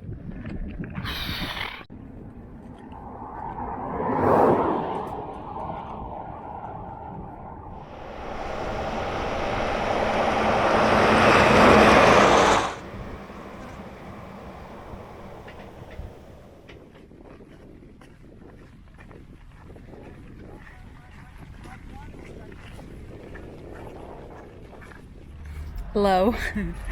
So, we arrived in Matsumbo, I think 2 hours ago. Matumbo, about 2 hours ago, and it's the last day away from Mpika, which is the only place where we can withdraw some money because we've been having some issues with this. This has led to us being or needing to be very careful with how we spend the money that we have left, and it's interesting. So today we bought some water, which was necessary of course, and we managed to get some rice, some tomatoes, and 2 bread buns to fill it up a little bit, but should be alright. We'll be fine. It's just one day, and then tomorrow we have a big day, I think about 120k away, 120k cycling, and then we're in Mpika and we can withdraw some money again. Anyway, here's Oscar cooking, or attempting to.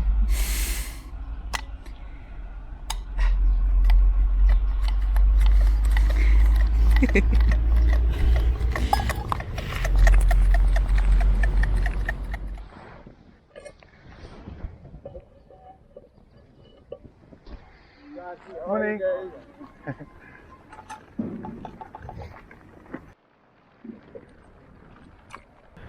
Good morning. We had a nice relaxing night in the guest house. Trying to kind of like use our last Zambian kwacha wisely. We've got 120 something K to do today, so quite a big day for us. Feeling quite drained, but we really want to get to the city to get some cash out and eat some proper food. I was bitten by some sort of insect a few days ago on my bum. I've been keeping an eye on the symptoms, but the bite really hurts, so if it continues and if it develops, I'll have to visit a clinic in Mpika, which is where we're headed. Anyway, not a lot to film today as we're just following the same road again, but on to Mpika.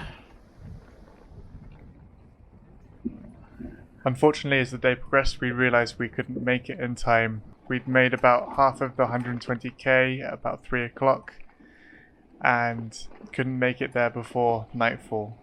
As I've probably mentioned before, it's really not a good idea to cycle in Africa after dark due to all the roaming, hunting animals. So we had to find another way to get there with almost no money. We rolled into this small roadside village and got speaking to one of the locals, and luckily one of them spoke Swahili and said he could flag down a truck. Zambia is not a Swahili speaking country, but almost all of the truck drivers who pass through Zambia are Tanzanian due to their much lower minimum wages, which is obviously useful for Pan-African trucking for the companies. Anyway, we used our very last money to tip the guy who helped us, and we met a Tanzanian truck driver who had agreed to take us to Mpika, where we could pay him with new ATM money once we arrived.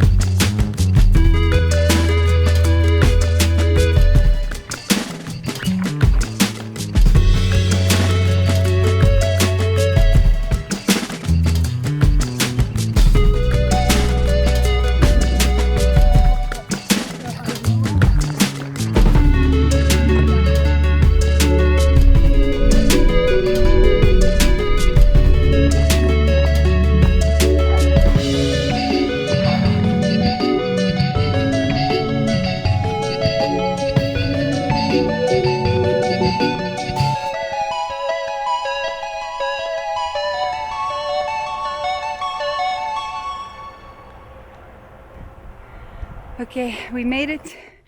We went all the way to the top, and it's quite a hike. So I don't know if you can see the drop properly, but this is it. We have a gorgeous view of the rest of the woodsy parts and the roads. It's so lovely, so beautiful. And here is a perfect little spot, nice and flat for the tent. And in the morning when we wake up, this will be our view.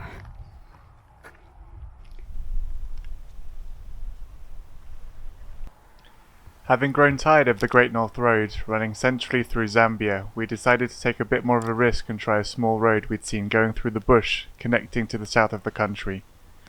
We first camped at this abandoned Chinese quarry before going into the bush, but as you'll see, not everything goes to plan.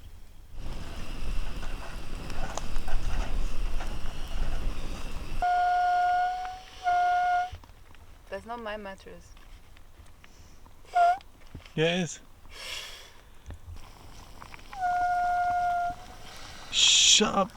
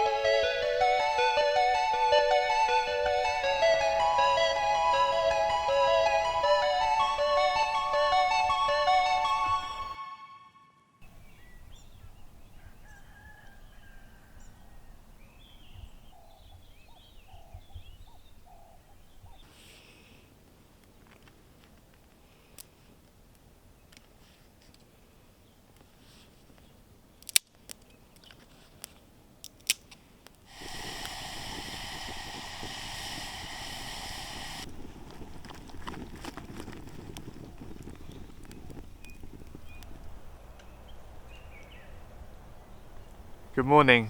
We had a lovely night camping. It was quite quiet. A few kind of like lightly footed animals passing by. But other than that, it was completely peaceful. If you watched to the end of the last episode, you might have seen that I got bitten by a spider probably about a week and a half ago now.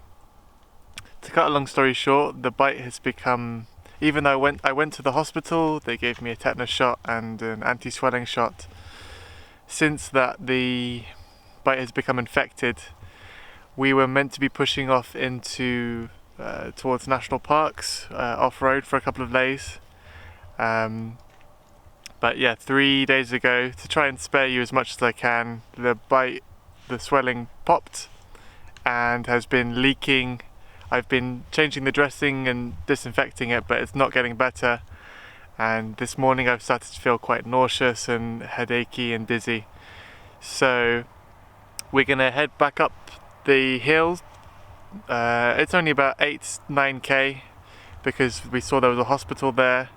Hopefully they can give me a shot of some antibiotics or something, and then maybe back here tonight or into the park if we can get things sorted quick enough.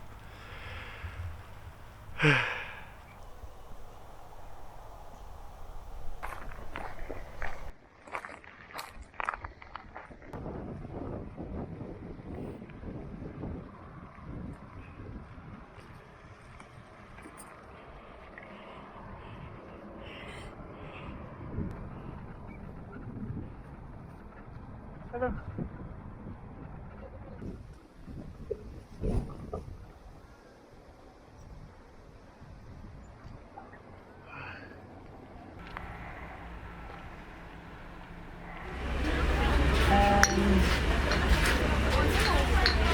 Whatever? Yeah.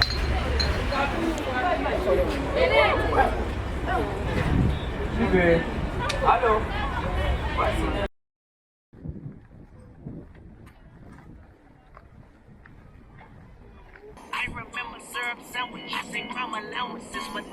Good morning. Had quite a fruitful visit to the hospital yesterday. I got lots of antibiotics. Was walking out and then I remembered, oh, I'm taking malaria medication as well. I went back in to ask whether, you know, it was a mix that would be dangerous or whatever.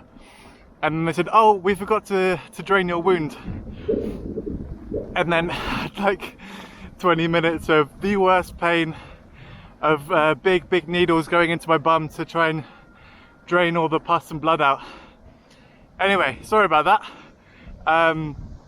If you were eating, but today not feeling much better, but we really need to push on. We are going off-road for a couple of days towards Zambia's national parks. We'll next have a pit stop the day after tonight, hopefully in the evening, at a quite expensive camping place, because that's all that's available in the areas near the national parks. The way down there is going to be completely off-road, and we're going to descend 1,000 meters within like 3k, so that's going to be also difficult, and then the temperature is going to get about 9 degrees hotter on average. So, good morning. Hi. So, going to be a tough one, and I'm just going to try and keep my wound clean. Anyway, off we go.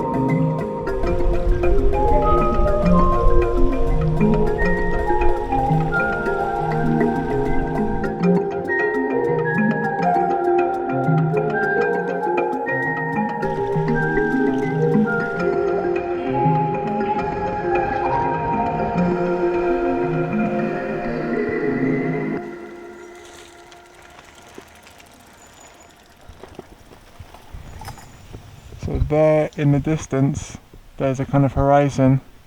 That's what we're dropping down to now. We're going to drop about 1,000 meters within about an hour, 2 hours, and it's going to be very, very hot down there.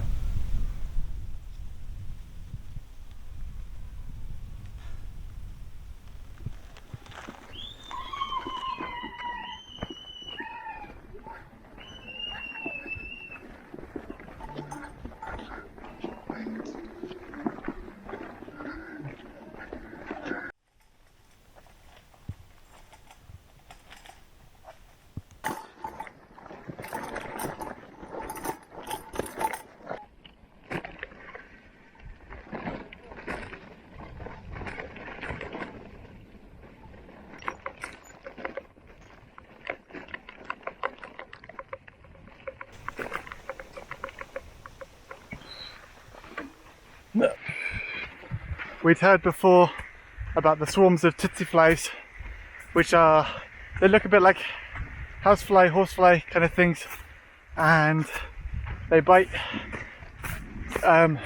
We'd only heard about them, and now we're finally meeting them.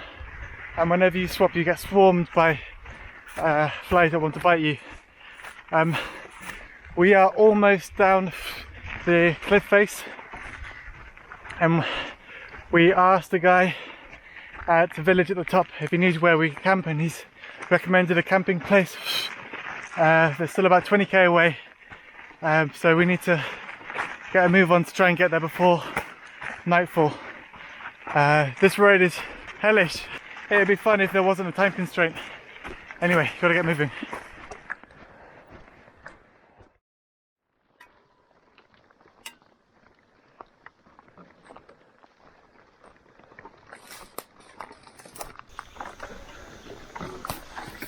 Hello. Hello.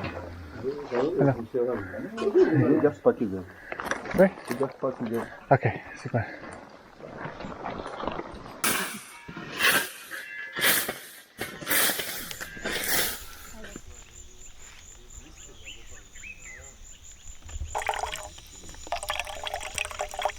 Turn off your cigarette.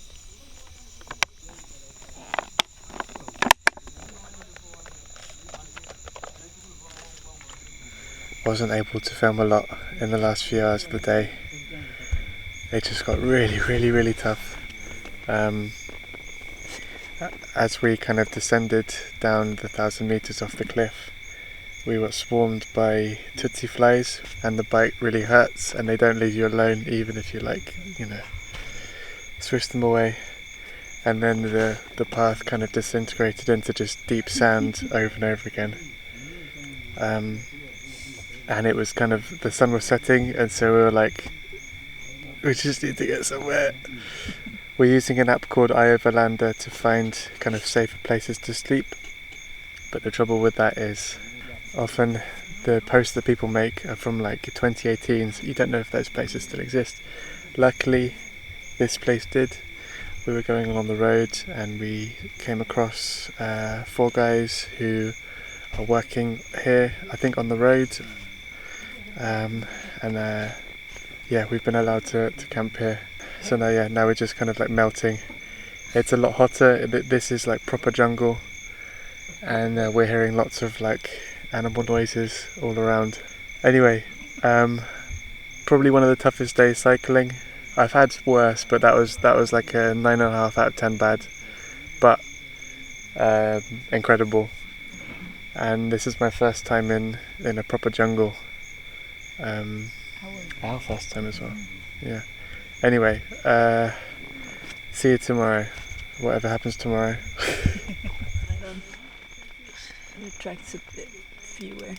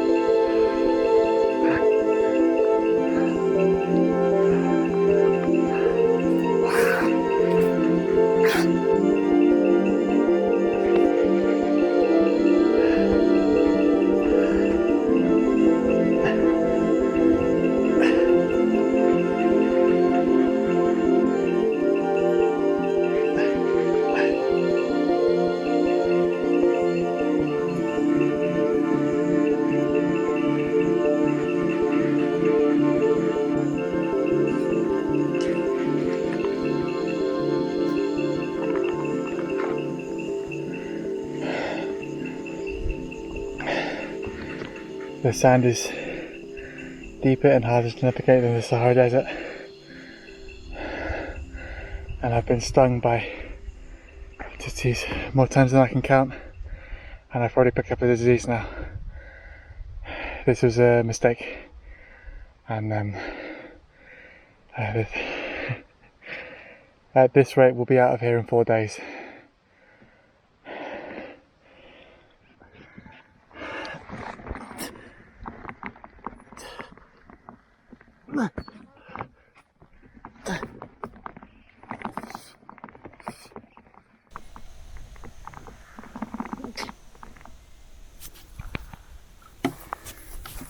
Here we are in the blistering heat, Trying to sterilize some water because we ran out. Let's have a look. Things have gotten somewhat desperate. We're about 4k from a known camping place, and then there's like nothing after that for 90k. It's taken us 3-4 hours to travel 10k, so we have to hope there's someone with a jeep who can take us without ripping us off, or I don't really know what we're going to do. I think what's important to know is that we gathered as much information as possible about this, but there isn't much information to gather about this route to begin with. So we kind of took a leap of faith, and we had no idea it was this gnarly. But we've been pushing on. We've had the first day now, of which we both thought was pretty wild that we got through that. And let's just see what happens at the campsite. We'll, fingers crossed, we'll hope somebody finds us. I put some marmalade in the river water we've boiled to try and get rid of the taste.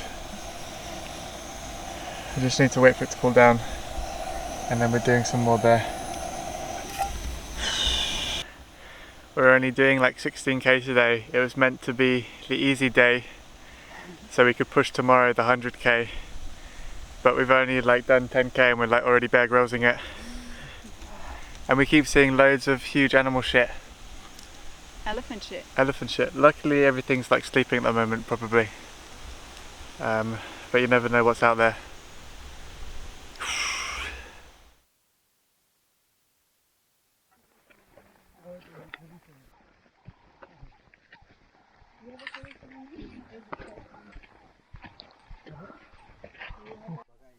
We arrived to the rangers camp very dehydrated and hungry, and set about collecting water from the river immediately to boil and then drink. This was a rangers camp that was frequented by anti-poaching squads who patrol around. We were allowed to camp there, although we had no idea at this point how long we'd be staying, as we spent a lot of the time there trying to radio through to different people to try and get picked up. This is the river of the camp, and it's how local people all over this continent, actually in many other places around the world, get all their water for drinking, for washing their clothes, and for washing anything really. And it became our lifeline too when we're at any of these camps. We were also taught that evening how to make a traditional African fire, the difference being instead of stacking up sticks getting smaller and smaller, they use a selection of logs that they lay on the floor, which then meet in the middle, which forms a kind of cook plate for putting your pot on. The benefit of this being it's much easier to relight the fire in the morning, because fires like this are the main method of cooking for many people.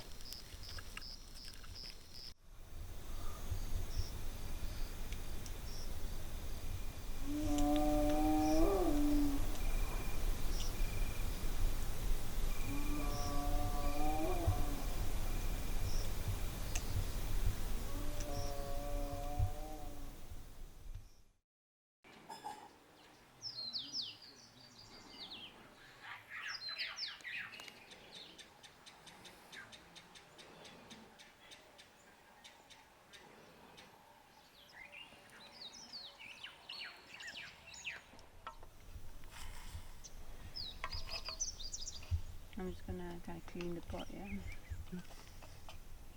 yeah. We had quite an eventful day yesterday. After we got to the intended campsite, we met some of the guys here and found out that we're actually in a national park, even though that isn't stated on any maps. And that causes a bit of a problem because we're not actually allowed to go further. So one of the guys radioed the head office to see if we could be picked up, and they said we could be picked up for $1,000 and we had to pay park entry for being here. We have to find another way out of here. we were asking, can we go back up the way we came? And he said, no, it's not possible with bike. But we used that way to get here. So there was something that was sorted. We should be heading towards a different village that should have cars that can take us out of here, not for $1,000. Supposedly for free, because they're park rangers. But we'll see. Yeah, here's hoping. We had lots of elephants in the night. We had cheetah, hyena. Not so excited about them. Buffalo. Buffalo, yeah. Unfortunately, nothing seen yet. You just hear a lot happening at night, and then everything's gone in the daytime. Yeah. It's crazy. Yeah. Anyway, let's see what today has in store with another jungle trek.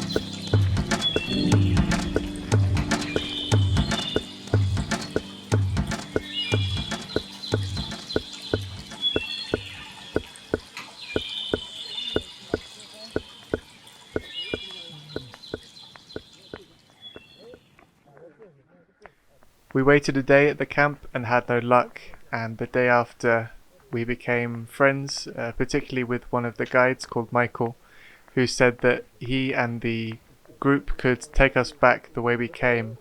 They were going most of the way anyway, and we would need to spend one more night before either getting a lift or making our way back up the mountain to try and get a lift again, as at the top of the mountain there would be more cars.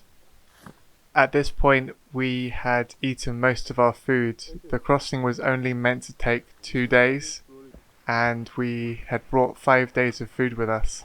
And on the last days, we were down to our last bit of porridge and definitely feeling the effects, which made, as you can imagine, filming our way back quite difficult, in addition to finding the energy to move our legs.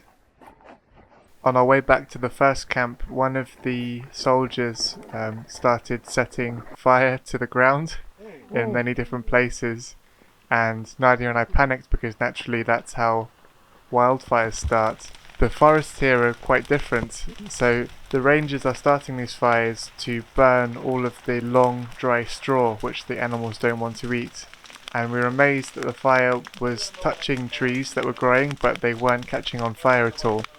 And the reason they start these fires is so that all the dry straw can burn away and so new shoots can grow, making new food for all the big game in the park.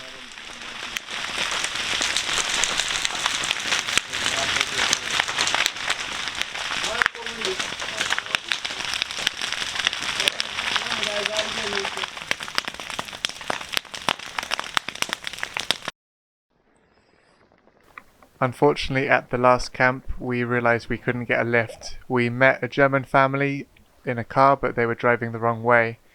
And so on our last day, we ended up climbing the mountain with the group of rangers who had changed their plans because one of them had started feeling malaria symptoms, and so they needed to go back to the kind of main camp quicker.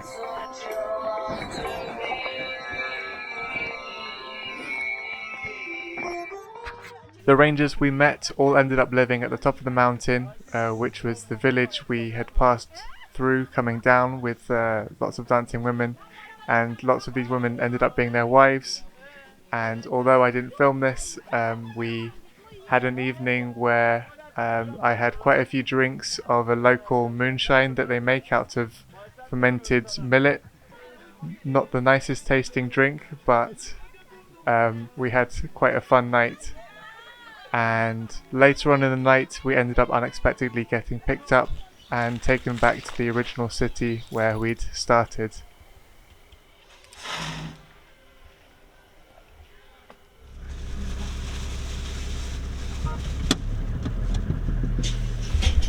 Bye-bye. See you tomorrow.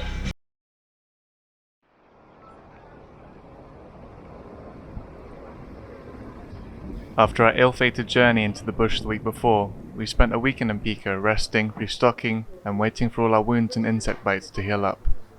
From there, we decided it best to stick to our original bike route across Africa, joining again the Great North Road running all the way to the capital. Truth be told, this route wasn't that interesting, and so to spice things up, we hatched a plan to sneak visa-less into the Democratic Republic of the Congo, whose southeastern borders came very close to the road that we would be following.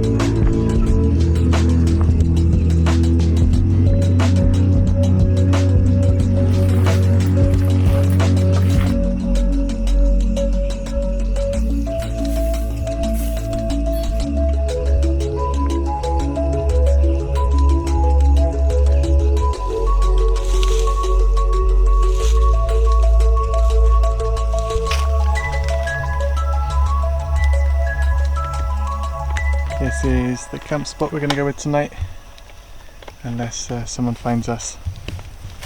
We are about 50 metres off the road, which is just through those bushes. There's a few paths coming through, I think because people use this to process charcoal. So the main way of making money for people in the villages is they'll walk out into the bush, cut down some trees, come back for them, you know, a while later, and then they'll make charcoal out of them and sell that along the side of the road.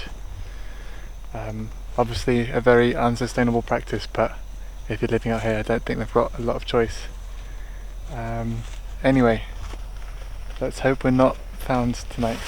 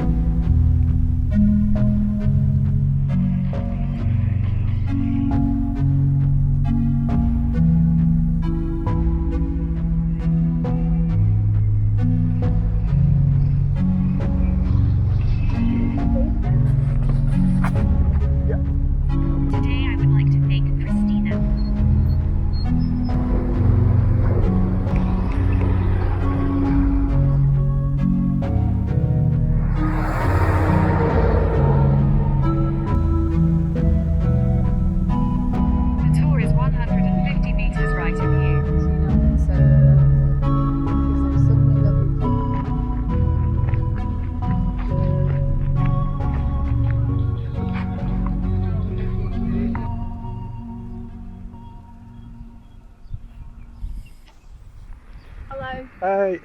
We are at a primary school. In a town that has no name. I was going to make a pedo joke. Oh. Just don't. She's always ruining my vibe. Anyway, we're going Is to that a sleep. vibe? We're going to sleep. We're going to sleep at a primary school tonight. I think was that head teacher? I think. I don't know. Somebody called somebody else that called somebody else. Yeah. And we can camp around the back. We're going to go and look for dinner now. And then tomorrow we're making it back to the big city. Yeah. And they might have one small corner shop to use. Hell yeah. Okay, onto the shop. Whatever there is here at the side of the road. Yeah, we still have to figure it out. See you later. For dinner tonight. Again, not very appetizing. We've got rice, a couple of eggs, tomatoes and Nando sauce. It is appetizing. It just doesn't look appetizing. I love food.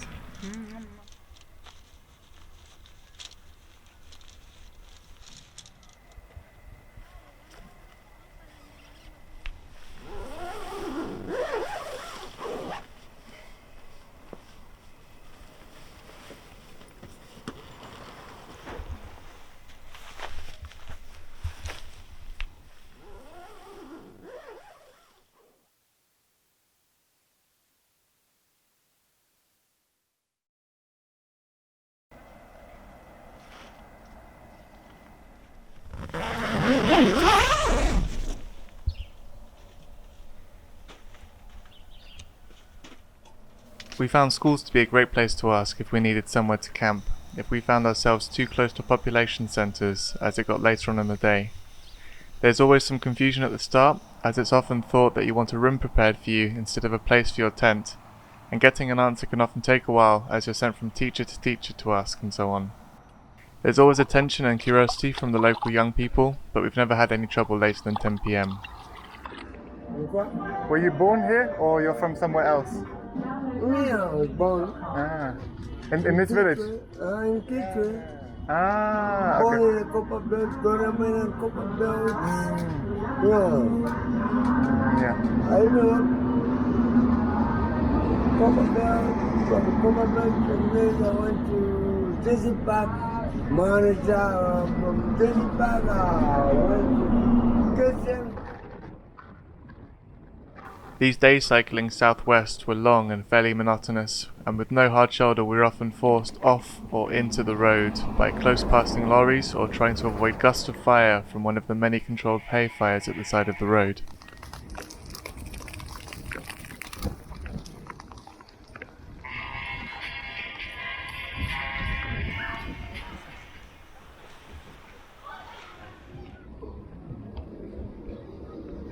That night we arrived to Shirenge, a town which was home to the first proper supermarket we'd seen since the capital of Tanzania 6 weeks ago. In this supermarket we were able to buy chocolate that wasn't a year out of date, and bottled water that hadn't just been refilled with the local water supply. We were always able to tell because the tap water usually has a very, very strong taste of chemicals. Dit is best wel goed voor Zambia. Ze hebben verschillende soorten winkels. We also saw a fire that night burning in the middle of town, an occurrence which would have freaked us out months ago, but was now a near normal part of city life here.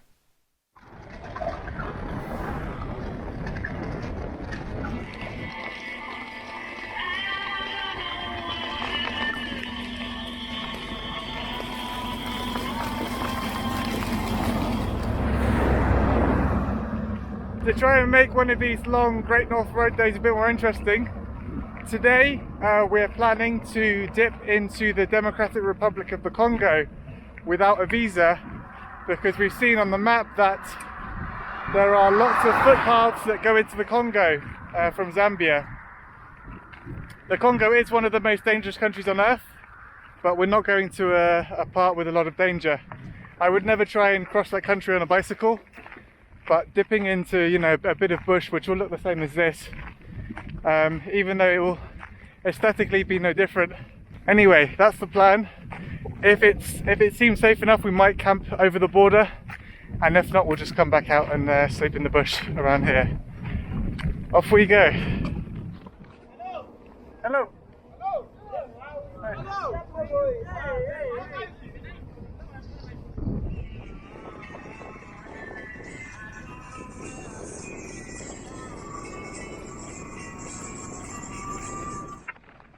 Change of plan for tonight. The path going to the Congo was definitely something that's not cyclable quickly because at the sun setting we need to find somewhere to camp. So we're going to ask at this primary school and then we could set off to the Congo tomorrow morning if they say yes.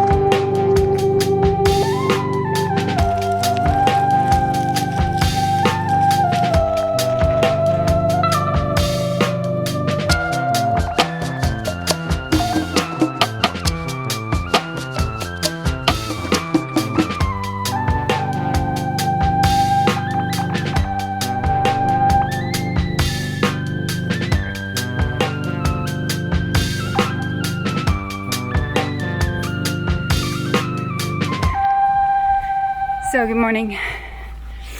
It's about 10 a.m. Yesterday we slept at a school again.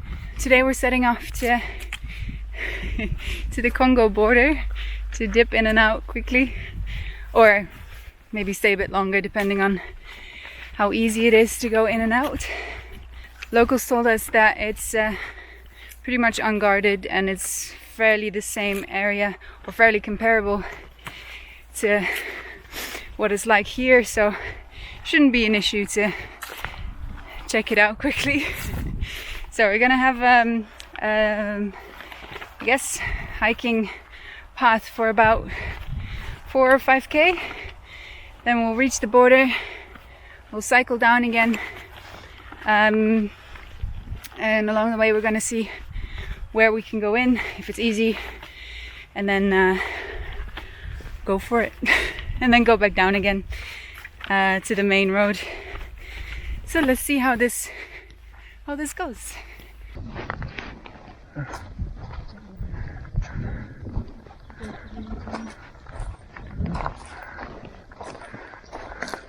Hello. Hi. Hi. How are you?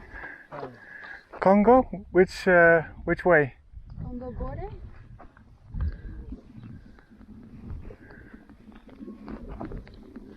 That way? Somewhere there.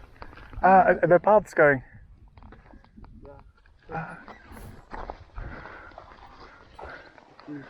Oh, thank you. So you want to go? Just along the border and then back down to the Great North Road.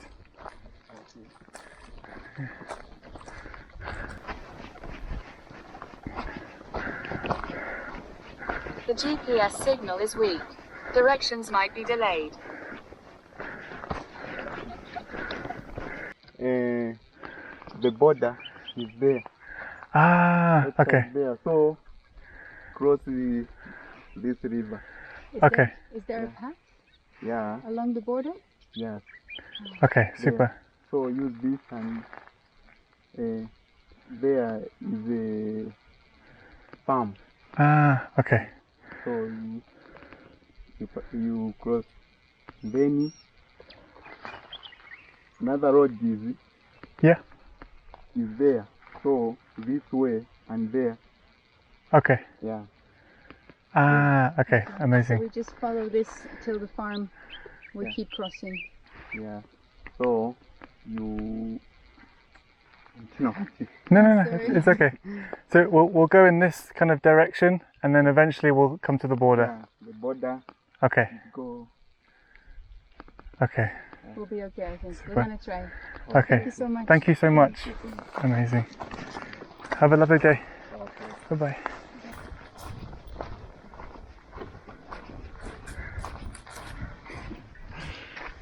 For many geography nerds, the Congo is quite a special place because if you spent a long time looking at Google Maps, until only a couple of years ago, the Democratic Republic of the Congo on Google Maps was always shortened to Dr. Congo, which was a very fun place to see on your digital, zoom-ins around the world. Hello. Congo, this way? Congo? Yes. Okay, thank you. Bye-bye.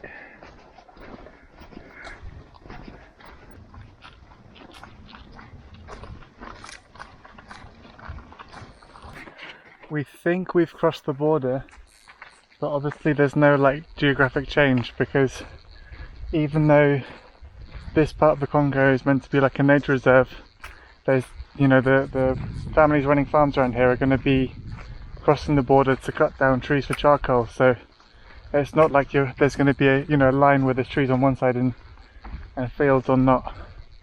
But I think this should be it. Our phones are cutting out with GPS, so we can't be 100% sure, but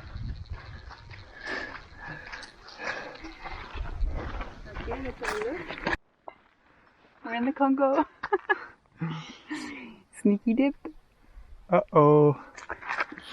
Nice. Alright.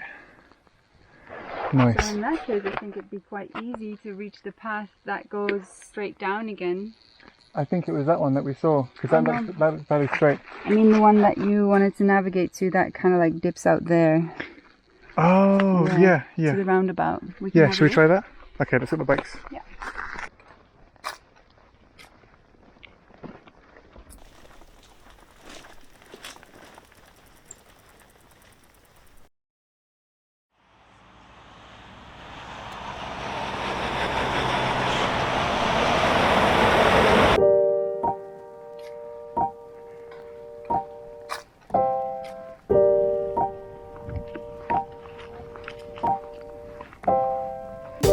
Hello. Oh, sorry. Thank you very much. You too. Bye-bye.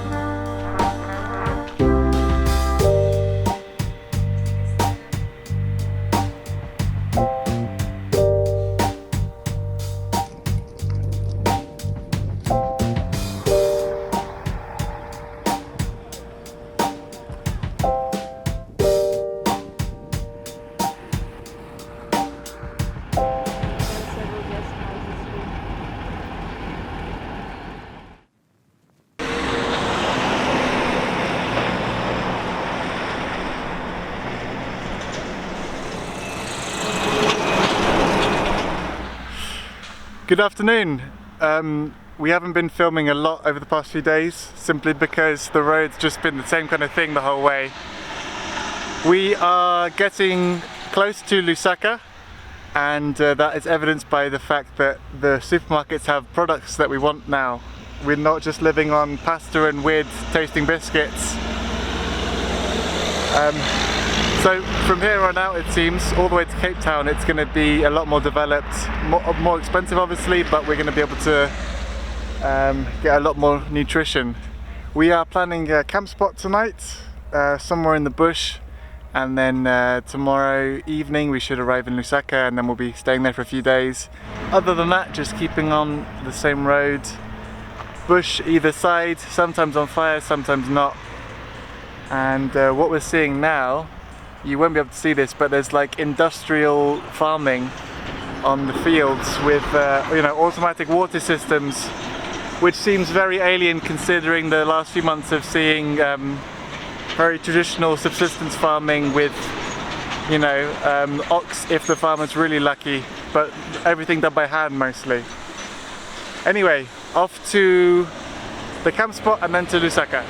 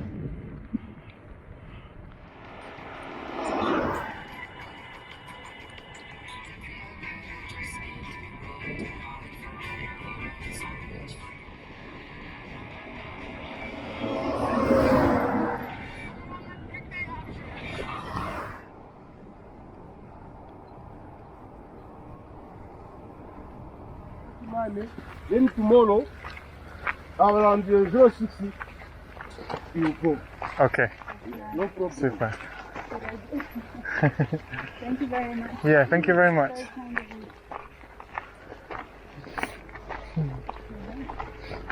This is the hospital. Yeah, this is the Victoria Hospital. Ah.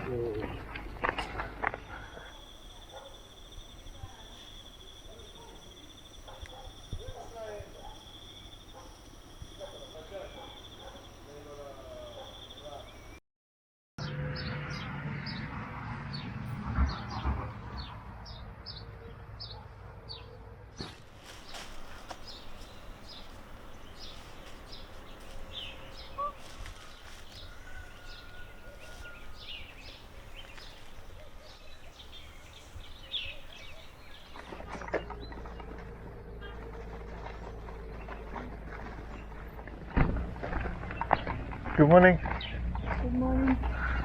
Morning. Sorry for the Ghana delay. now, direct to South Africa. Yeah. Are you going direct to South Africa? First we're gonna go into like the town a little bit.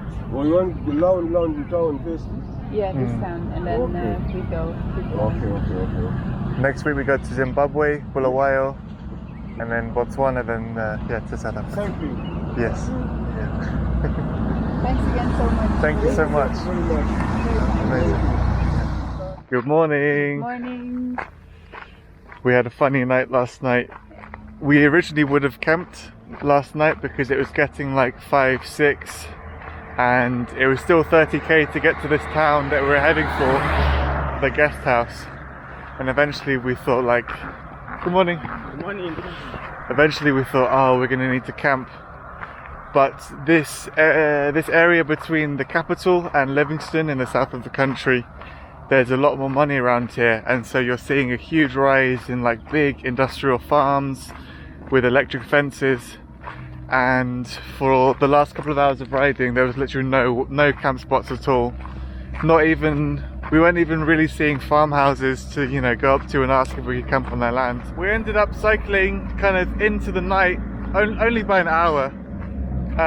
Normally would have been completely unsafe here, but because we were surrounded by electric fences either side of the road, it was the safest time that we could have cycled into the night here. Anyway, we arrived to the cheap, I think it was officially a motel, at about 7 p.m. And then this guy, we're kind of shining our bike lights into the bushes to see where the motel is, and this guy pops up and he does this big speech about this motel's awful, there's bed bugs, there's no electricity, and we're like, okay, yeah, we'll continue on into the town. And then at a certain point after a few minutes he says, follow me, and walks us into a hospital. And then yeah, basically he's the security there and we can stay at the hospital. However, we need to be packed up and gone by 6 a.m, which is why we're up this early. We're a bit late because we thought it would be like Africa time 6 a.m, which would actually be like 8 or something. But yeah, so we are up bright and early and we're heading to this town where nothing's going to be open for a couple of hours, and then we'll eventually check into a guest house later on today to finally get some work done. Anyway, off we go.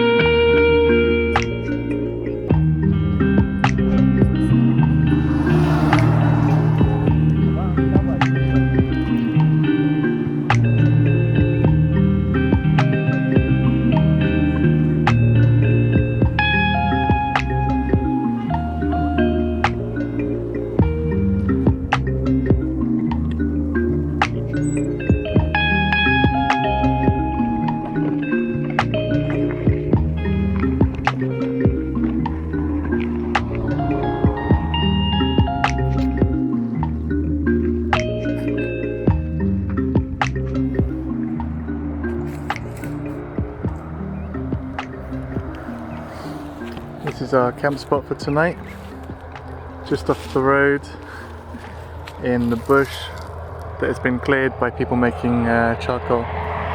The road's just down there.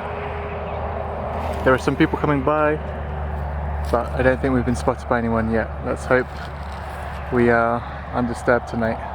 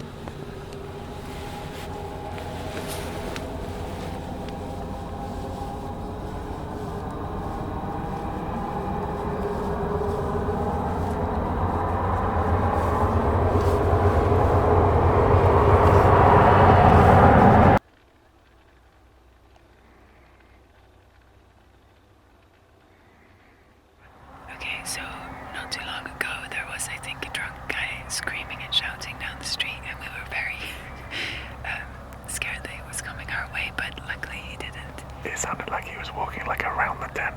Yeah, it was very close. Well, everything sounds very close, but it's not. So we were a little bit on edge, and then we started to hear fire very close to us.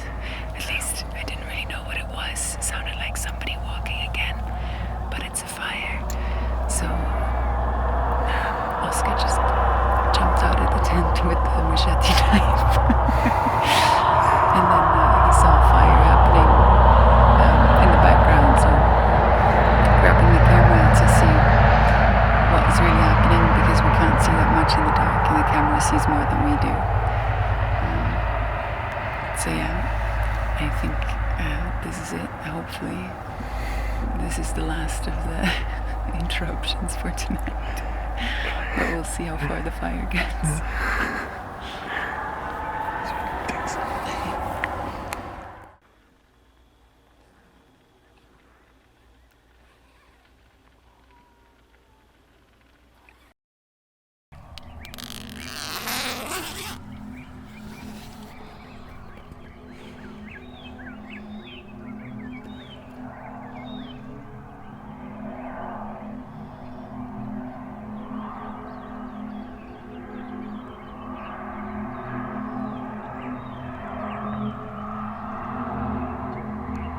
Doesn't want to touch you, stinky ass feet. Shut up.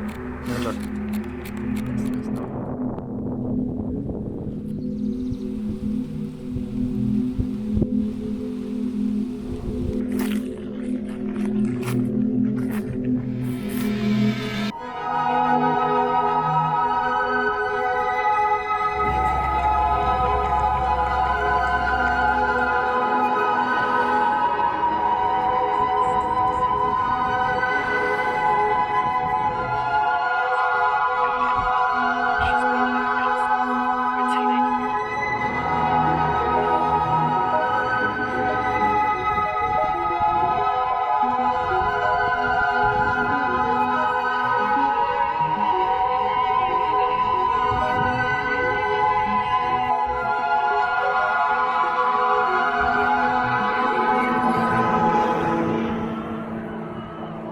Good morning. Not the best night's sleep. I got a bit of it on camera. The kind of drunk people like shouting, and I think probably stumbling back to where they lived. I don't think anyone saw our tent, But people got very, very close, and at about 2:30 I was awake for a couple of hours because there were more people walking around in the bush. I have no idea what they were doing or why that late, but yeah, I was a little bit on edge through the night. It was quite busy around there. We are heading for a small town called Choma, which has a spa supermarket. Normally that wouldn't be a huge event, but when you're deep into the African bush, it is. Apparently it's like a nice big new one, so that's going to be the highlight of our day. On to Choma.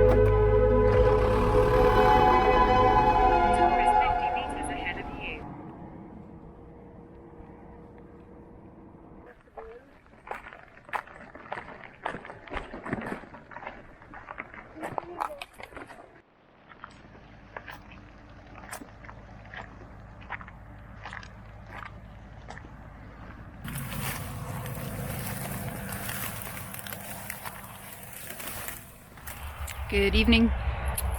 So this is going to be our potential camp spot. I'm pretty sure we're just going to set up camp here.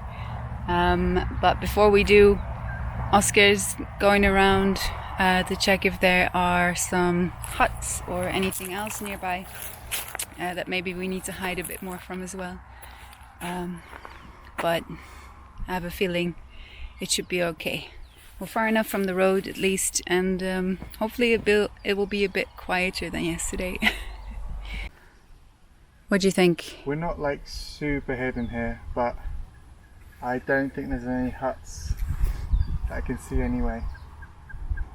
So yeah, I guess this will be alright.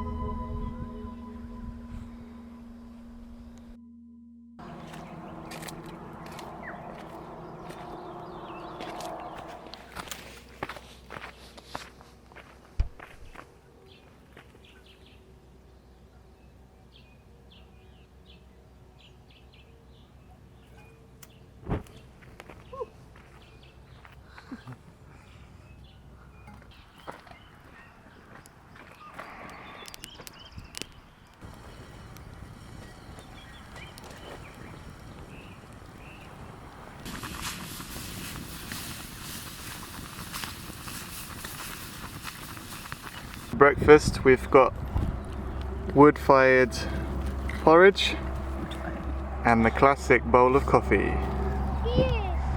Whoop.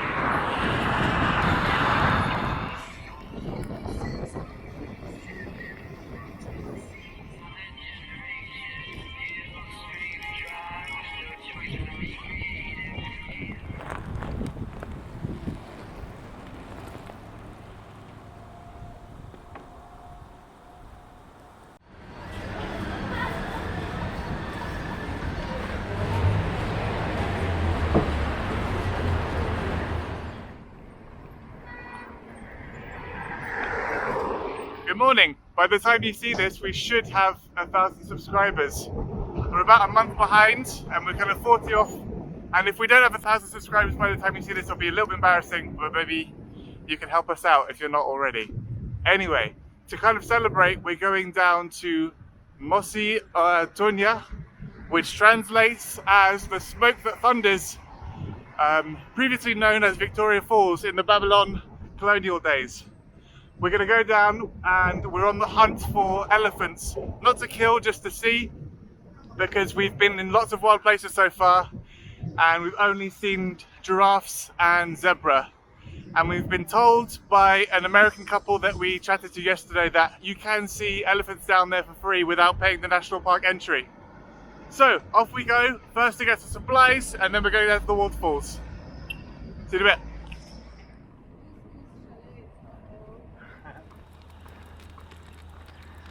We just cycled through a big gate that looked quite official. No one stopped us, but we're definitely in the national park now. We might get stopped for like tickets eventually, but we're going to see how much we can see before we get kicked out. Lots of swamp around.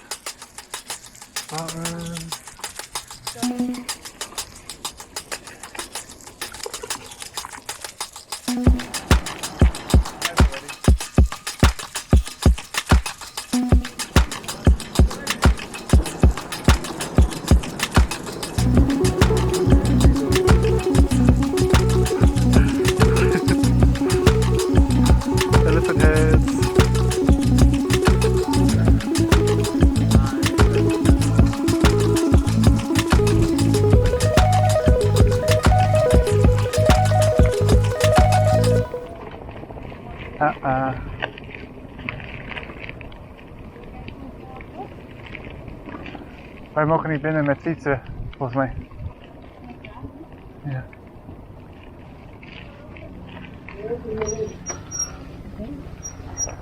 Morning. Morning, how are you? Good, how are you? Good afternoon. How are you? Good, how are you? Yeah. Are we allowed on a bicycle?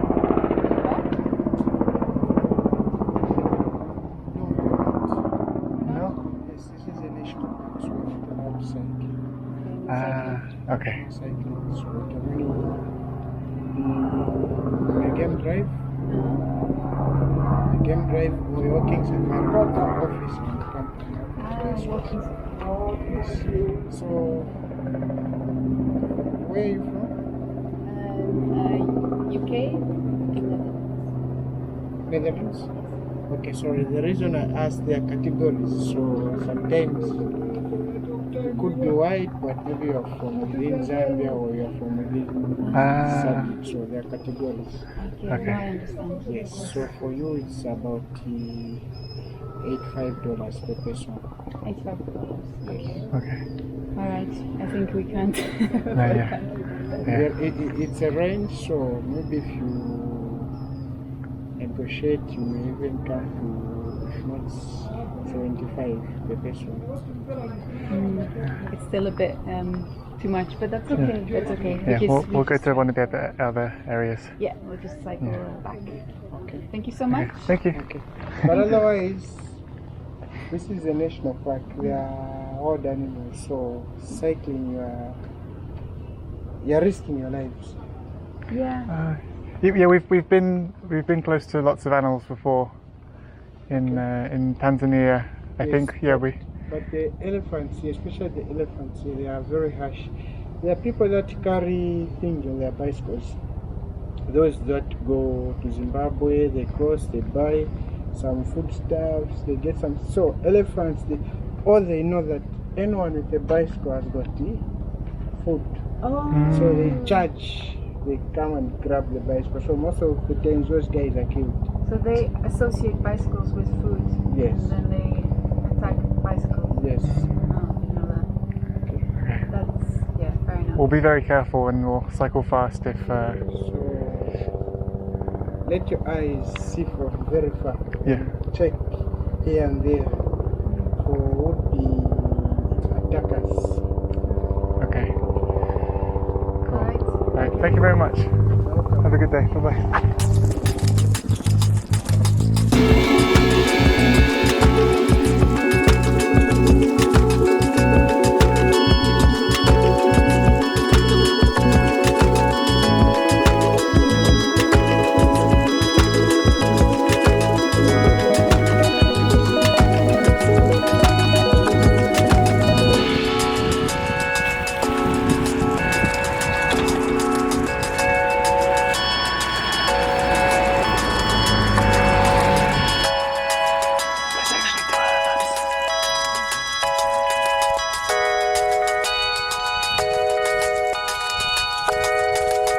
Good day and welcome back to Shiny Ball Safari.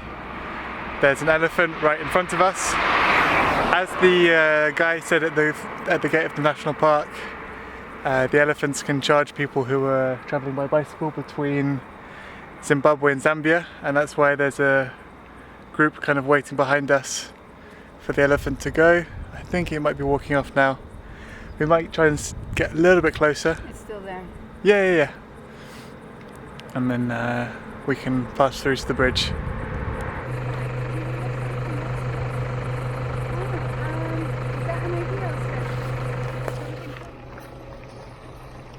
As we were waiting for the elephant to pass, a family in a jeep came by and asked if we wanted a lift, which we very gratefully accepted. They drove on our right to kind of give us a shield from the elephants, and then we were able to pass on after that to the bridge.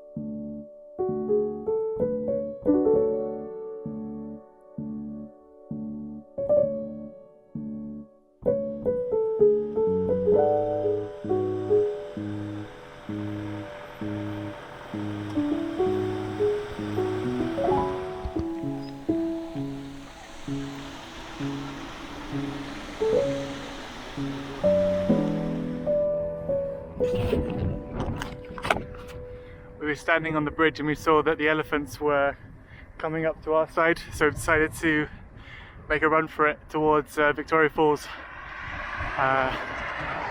We're now keeping very close eye on the bushes. We also heard from a passerby that the elephants killed someone this morning who was cycling.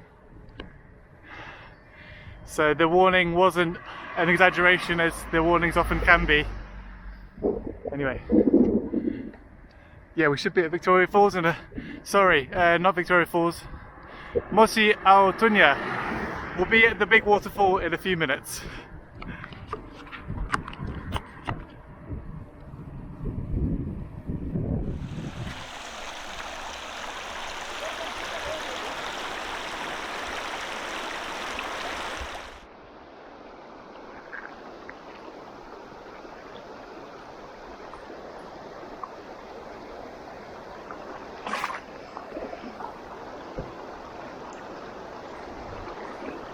Oh, for the kids. Yeah.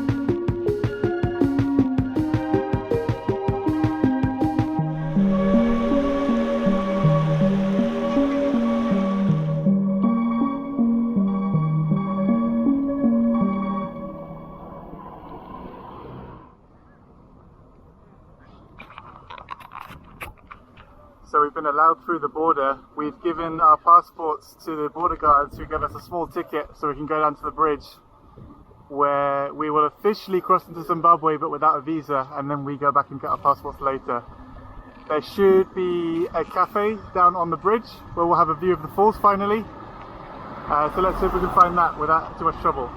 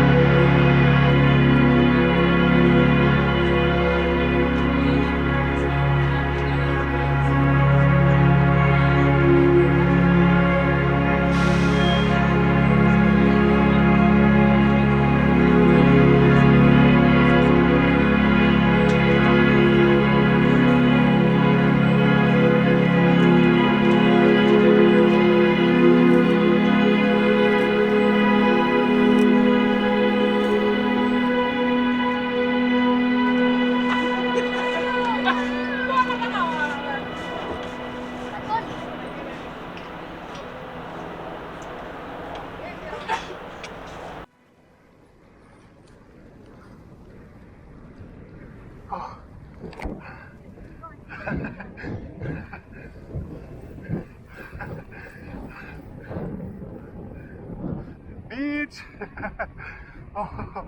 Oof. This one bag is okay. Yeah. You on a tour? Oh yeah, we're going to South Africa. So today to Zimbabwe and then Botswana. We've been in Zambia for 6 weeks. 6 weeks. How is it so far? We've loved it. The people here are so kind. Okay. How is the weather? The hotness? Oh, perfect. Yeah.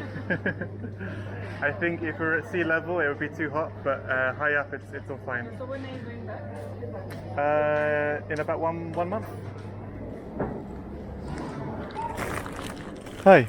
In this week's episode, we conclude our time in Zambia and cross the border into Zimbabwe, country number 5 on this African leg of the trip and the 26th in total. Zimbabwe is in the midst of yet another financial crisis, experiencing its second wave of hyperinflation, the first of which being the second worst in human history. In this time of great flux, over the coming weeks we'll find out how people deal day to day with so much instability and what the future holds for this troubled country. We are now entering the elephant zone. I'm gonna not do much vlogging like this because I need both hands on the bike to be able to make a getaway if need be. As I said at the end of the last video, it's a lot riskier today because our bikes are heavy and less nimble if an elephant comes out of the bush like it did last time. But let's see what happens. Zimbabwe!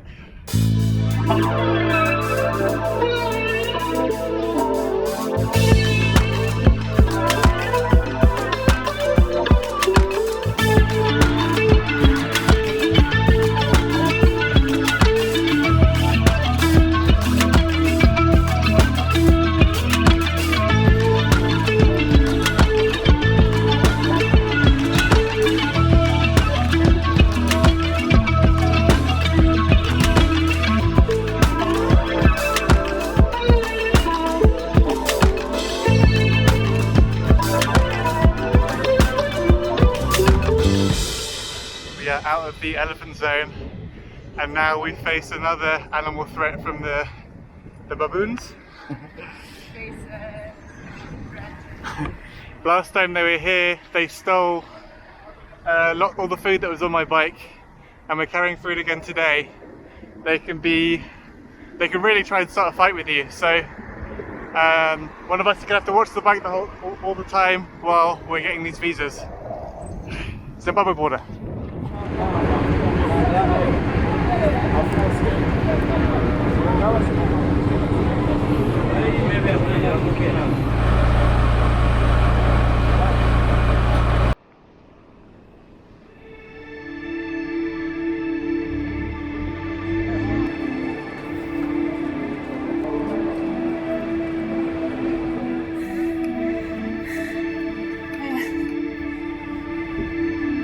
Let's go right.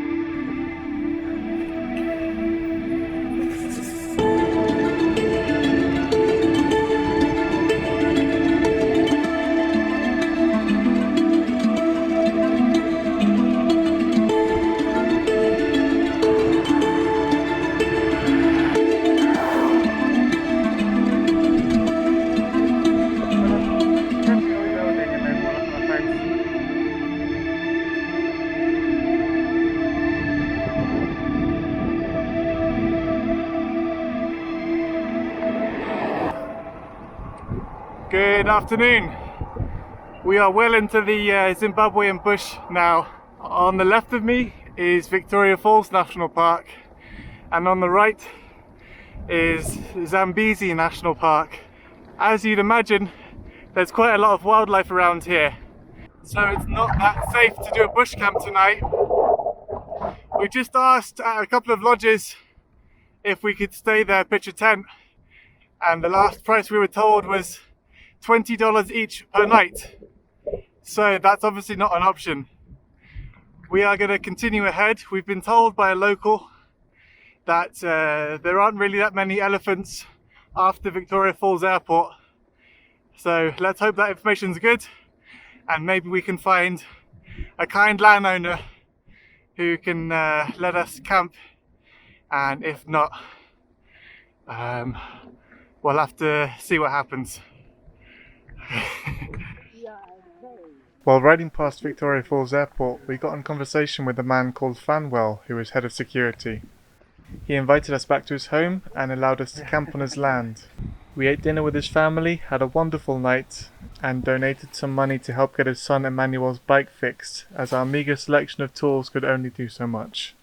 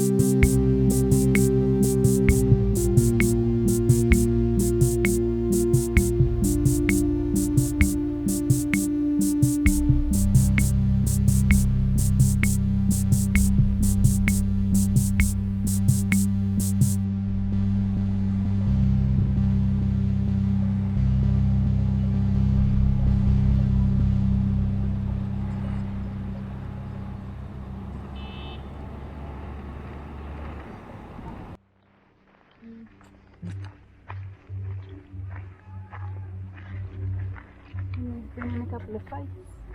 Yeah. Oh, there she goes.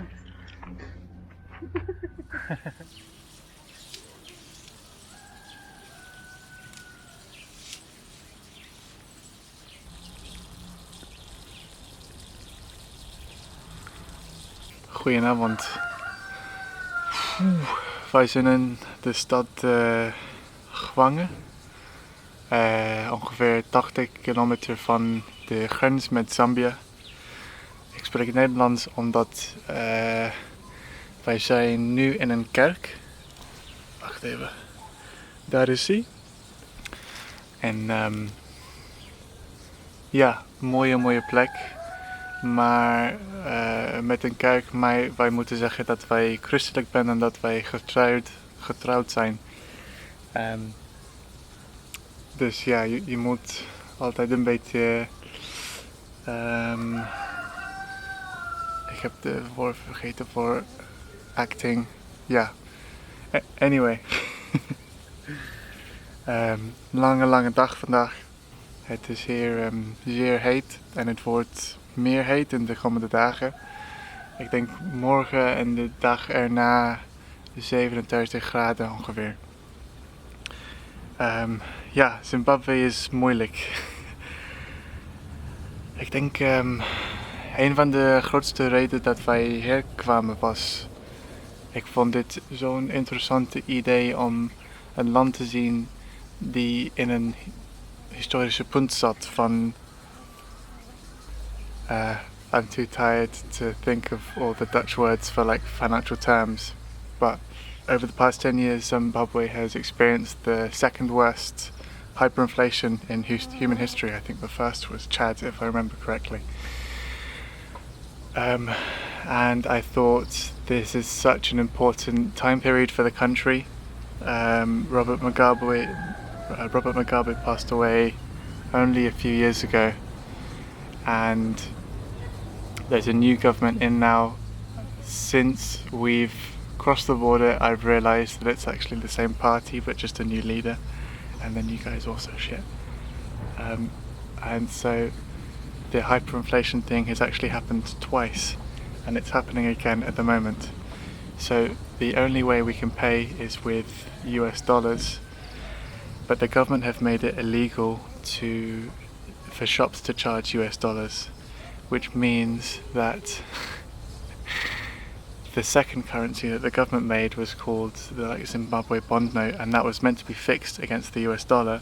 However, because at this point there was so little trust in the currency here, the official rate, bond to US dollar, is 320.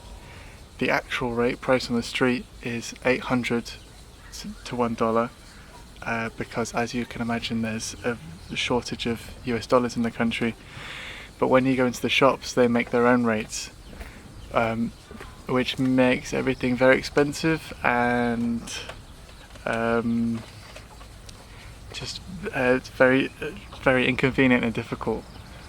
We have enough to get food and everything, but every time you go into a new shop it's like you're gambling with how much they're gonna charge you. It's only our second day in the country, so I guess we'll kind of get to grips with everything and find out more as we go forward. Anyway, on to the camping. There's Nadia and the tent there. Cool. Tot morgen jongens.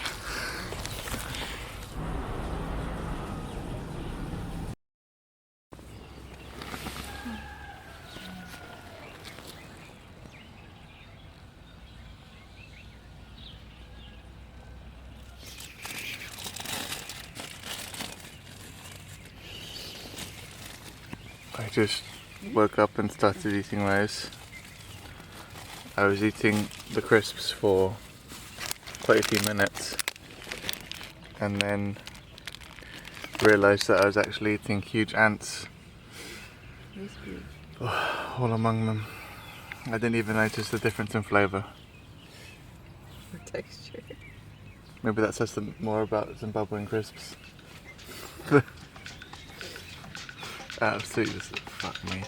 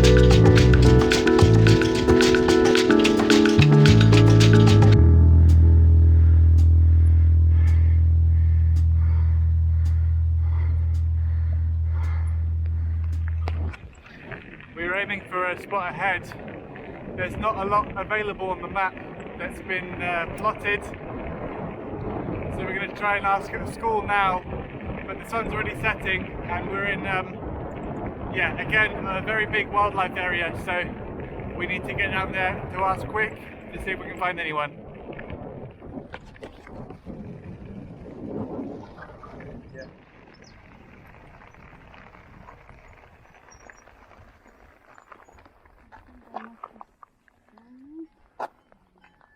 Hello?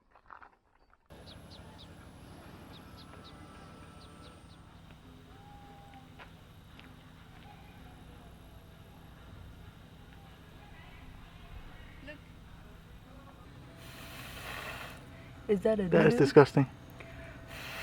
What is that? Doo-doo?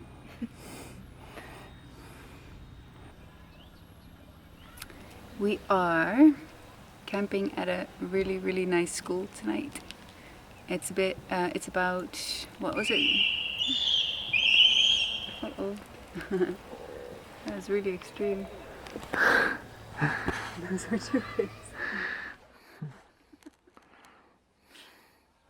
It's about like 75k from Wange, where we camped at church last night.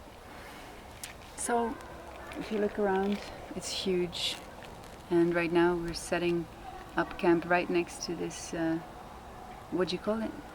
This area? Colosseum type. Theatre. So this is where they have break, and there they have their own little patches of ground. Every class takes care of a little patch of ground, and they're growing like food, veggies. And one of the teachers said you can really see which kids are good at it and which aren't. I think it's a really nice pastime. Some violent trees around. I think that's it.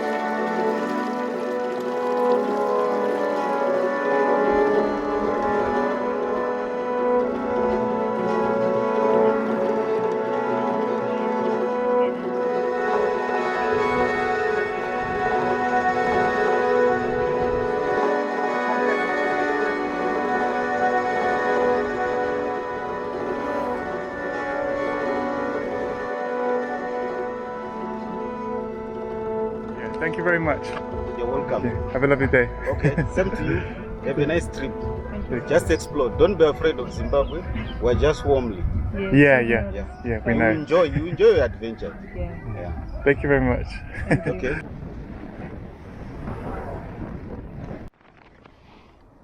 Good morning. We had a lovely night at the school last night.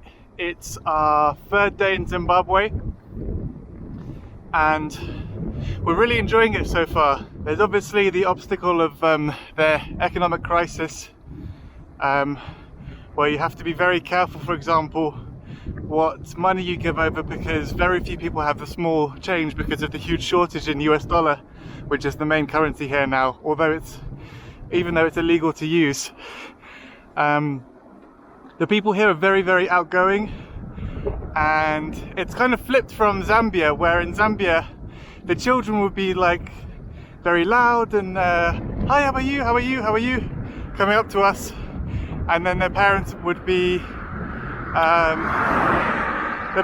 kind but more reserved, and now it's flipped the other way here in Zimbabwe. I think on our first day here, we were waiting in line, and on two separate occasions young guys kind of like shouldered me out of the way in the line, and I remember saying to Nadia in Dutch, like, wow, this is really a different country to Zambia.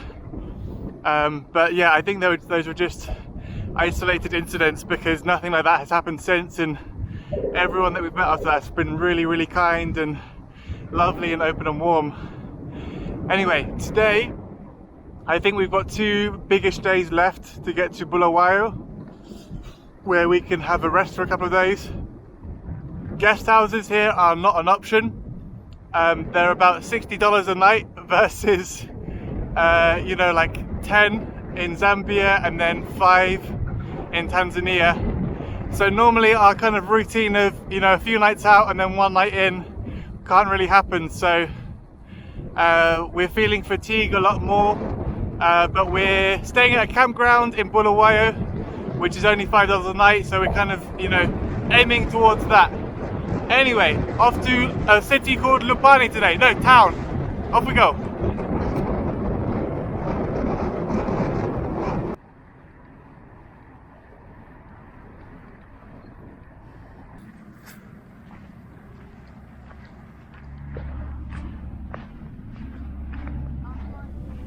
That night we couldn't find anywhere to camp, as there were lots of villages either side of the road. So we walked into one and asked some of the ladies whether we could camp.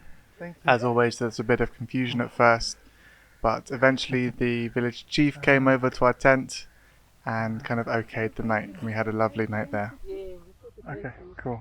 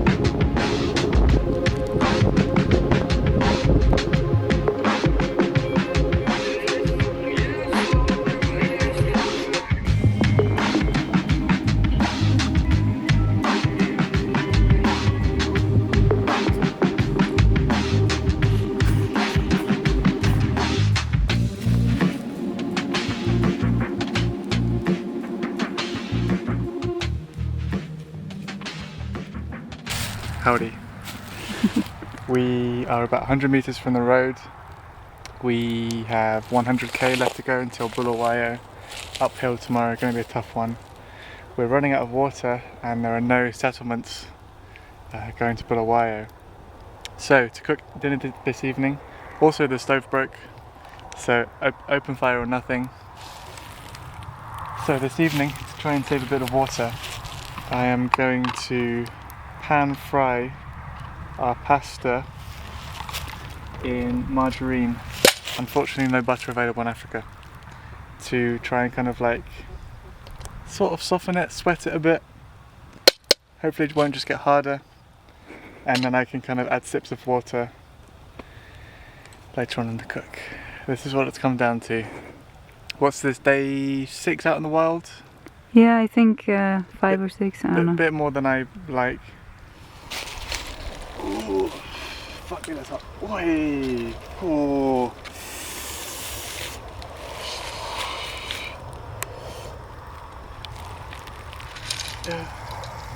You want to film this too? Be right back. Not bad. Pretty good.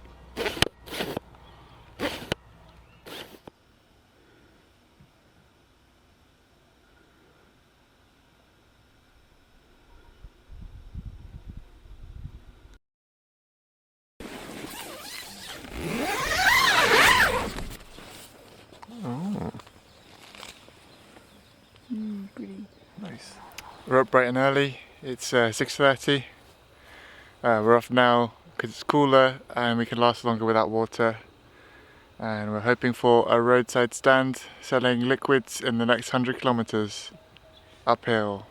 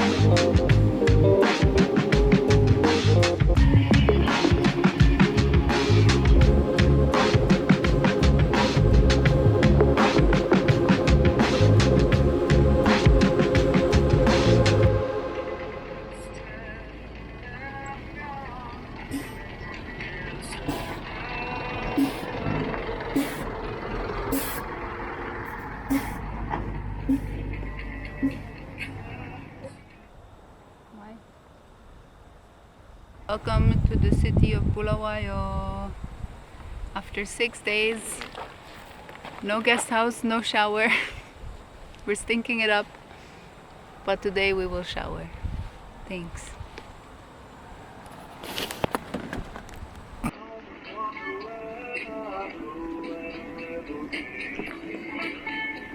We're coming into Bulawayo now. Tough long day. I think it's gonna be like 106k in total, and it's just started raining. It's the first rain we've seen since northern Tanzania months and months ago. It's just spitting for now, but let's see what it turns into. Continue straight on Massachusetts and Lobu Avenue, A8. Welcome back to our cycle across Africa. In this episode we see Bulawayo, Zimbabwe's second largest city, and follow the road west to leave the country towards Botswana. The history told of most African countries all too often begins with the advent of colonialism. Before the arrival of the European colonialists, the land now known as Zimbabwe was home to a diverse range of communities, each with their own unique traditions and social structures, the largest of which being the Shona, the Ndebele, and the Tonga. They were skilled in farming, animal husbandry and trade, and developed complex systems of governance that enabled them to organise their societies and resolve conflicts. But with the arrival of European colonialists in the late 19th century, these communities were subjected to a new set of rules and values that undermined their way of life. The colonisers sought to impose their own systems of governance, religion and economy, resulting in a violent and often traumatic period of change. Cecil Rhodes was a British colonialist who played a significant role in the colonisation and exploitation of Zimbabwe during the late 19th century. Rhodes implemented policies that were devastating to the indigenous people of Zimbabwe, including forced labour, forced relocation and a brutal age of violent repression. He believed that the indigenous people were inferior and that they had no claim to the land or its resources. Zimbabwe was under some form of colonial rule for around 90 years, and then along came Robert Mugabe. The revulsion, I think, started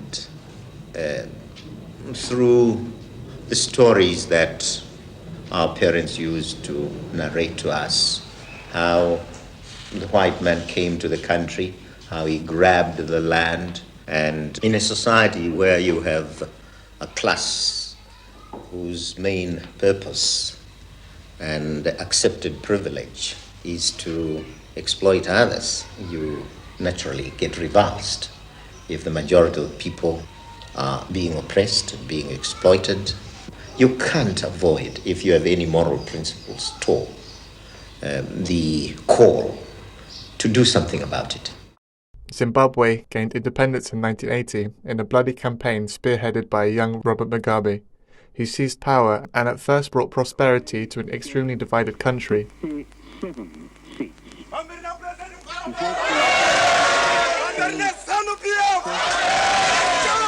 Mugabe is going to give people food, houses, farms, money and everything they want. Mugabe's government seized land from white farmers and redistributed it to landless black Zimbabweans, leading to a significant decline in agricultural production and economic instability, mostly due to the fact that the friends of Mugabe's party who received the land were not taught how to use the farm equipment left behind, meaning that much of the farmland dried and became useless. The rule of Robert Mugabe was one of terror and oppression, a time when ordinary Zimbabweans lived in fear of expressing dissent or criticism of the government. Those who dared to speak out against Mugabe's regime were met with violence and intimidation, often disappearing without a trace. Fast forward to more recent times, and we see Zimbabwe struggling to recover from a period of economic instability and political unrest. The country's had to adapt and adopt foreign currencies to survive hyperinflation, causing widespread hardship for its people. Yet through all this, Zimbabwe's resilient spirit has never faltered. The country remains a land of promise, where human beings and wildlife alike strive to find their place in a fast-changing world. Although the country is still ruled by the remnants of Mugabe's political party, efforts to address issues of land reform, human rights and corruption are underway, and we can only hope that Zimbabwe's rich legacy of natural and cultural diversity can once again flourish for generations to come.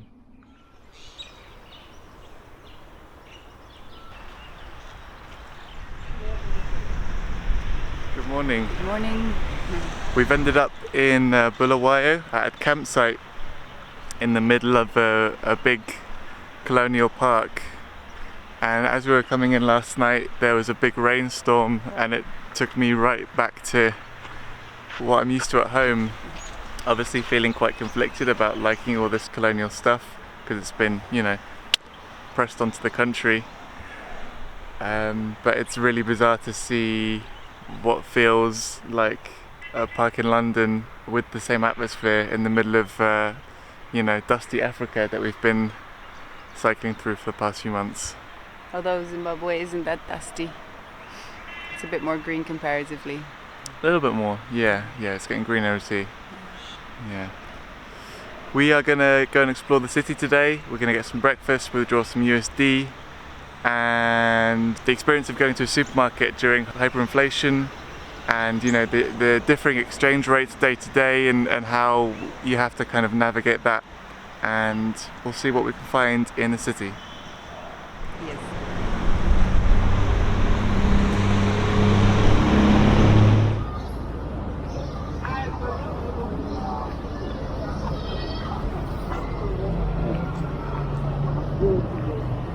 Do you change money? Yeah. How much for $1 US? If you have what? $1 US? You want pound? Yes. It's 600. Yeah? Okay. 600. Okay.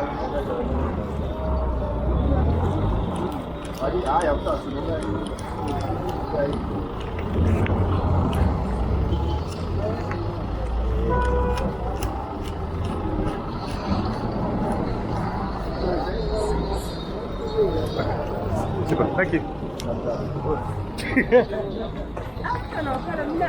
Amazing. Can you take your food? Huh? Can you take your food? Yeah?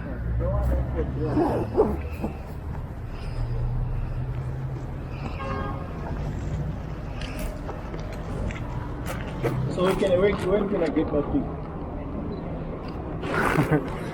pick? Give me your number. It's coming up.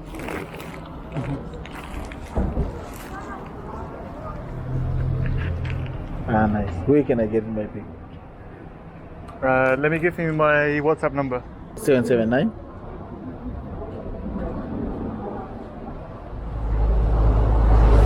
Hyperinflation in Zimbabwe resulted from economic mismanagement, government policies and political instability. The government printed money to cover deficits, causing rapid price increases. Land reform and increased military spending worsened the crisis.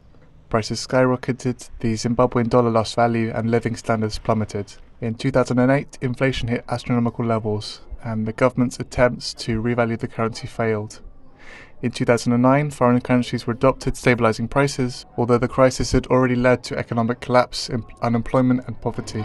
Oh, can I ask, what's the exchange rate for dollar? Huh? What's the exchange rate for dollar? 750. 750? Yeah. Okay. Thank you.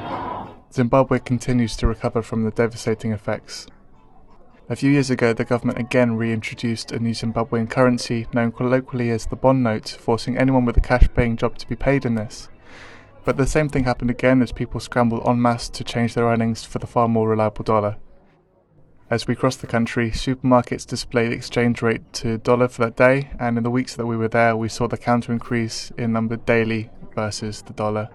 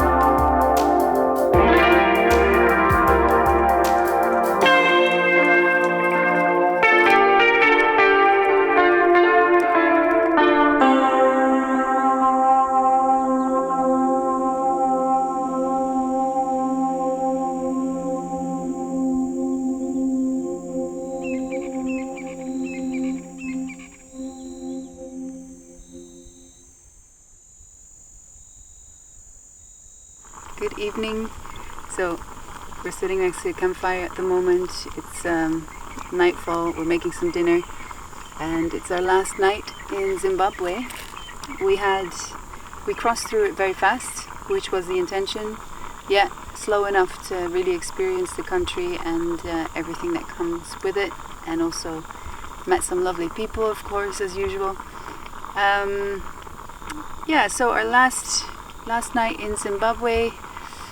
Today we did a short day from Bulawayo. We only did 60k because here's a nice wild camp spot. And tomorrow it's only about 40k until the border. And then we're in Botswana. And then from there on out, it's quite easy cycling, luckily, because it's one long strip of road. But other than that,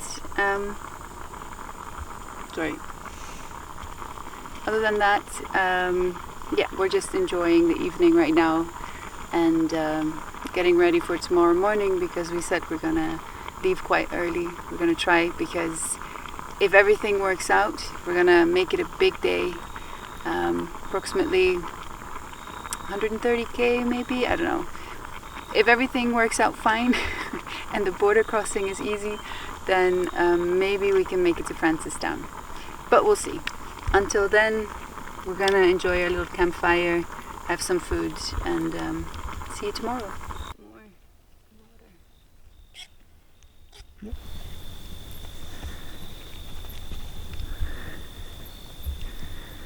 We've just heard hyenas, maybe about a couple of 100 meters away.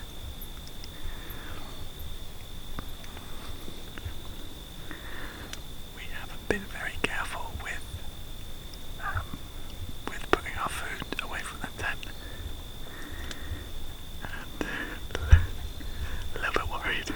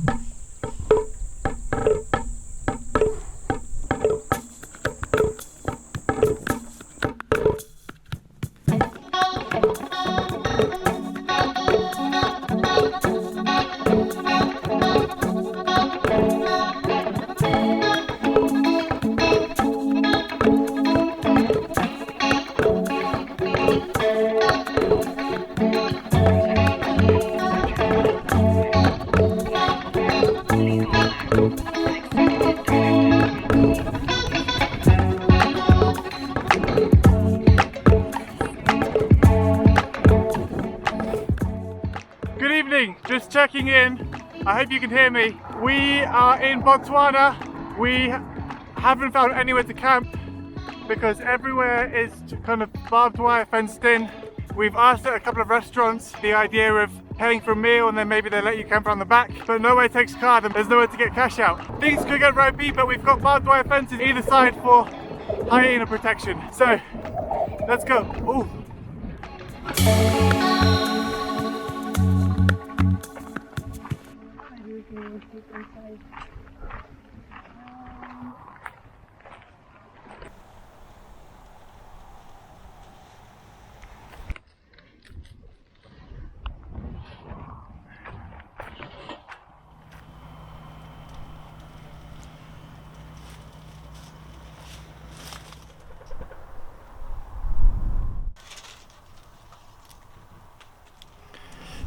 Good evening.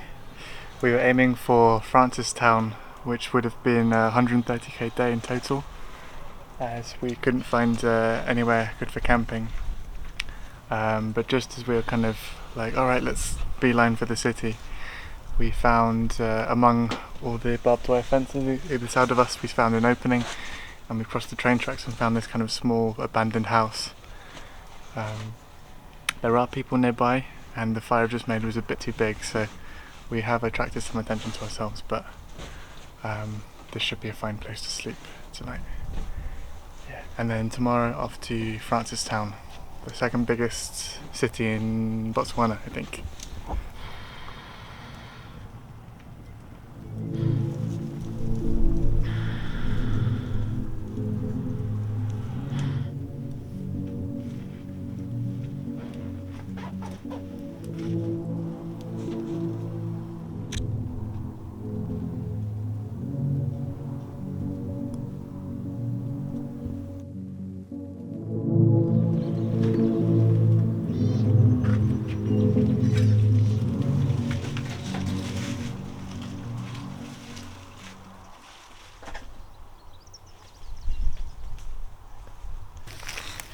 Can you give an abandoned house review?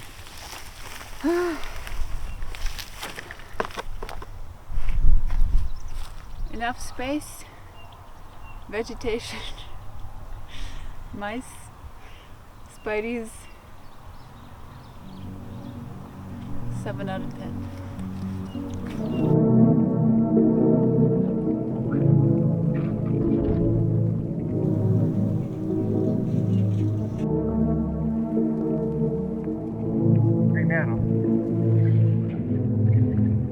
Tengo que trabajar primero. Tengo que trabajar primero. Primero. Botswana is a shining example of what can be achieved here if a nation focuses on eradicating corruption and effectively utilising its natural resources. In this case, Botswana is home to many diamond mines and has managed to use this wealth to make the country great. In most other African nations, funds from resources like these are all too often stolen by politicians or seized by warlords. The country is also home to some of the best national parks in Africa and has a booming tourism industry. Botswana was colonised by the UK, which was mostly a move by the British Empire to stop an invasion by the newly independent Boers of South Africa, which made Botswana officially a protectorate. The establishment of the protectorate allowed the British to maintain influence and ensure stability in the region while respecting the internal governance and customary laws of the Tswana people, who are the biggest ethnic group in Botswana. From a geopolitical perspective, Britain sought to safeguard its access to important trade routes and maintain a buffer zone between the Boer republics and its colonies in southern Africa. As far as I'm aware, the UK didn't steal resources from the country during the period of colonialism, thus giving it a huge head start over its neighbours, who were plundered by the UK, France and other colonial powers, and gives some idea of what the continent could look like if colonialism had never happened. As we travel through the continent, I often ask people, how is life here? And Botswana was the first country since Kenya where people generally replied that their lives were good, and most people we spoke to earned enough money to have a relatively high standard of living.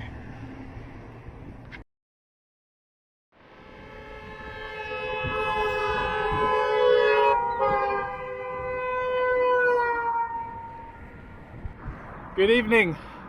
We've had a nice long day cycling in Botswana. It's Botswanan Independence Day today, so shout out to them. Let's cross. That means it's going to be quite busy tonight for camping. Also, we met a woman today who told us about there being lots of ritual tribal killings happening locally. So as you can imagine, tonight it's going to be a bit more apprehensive than normal for wild camping. Also, the killings have been happening in this area. So we have to try and find somewhere fenced to camp. So we're off to a restaurant now where people have camped before, but for a large amount of money. So we're going to try and see if we can do that cheaper, and if not, I think the safest option would be we're going to head to the police station, which is a few K away. Anyway, off we go.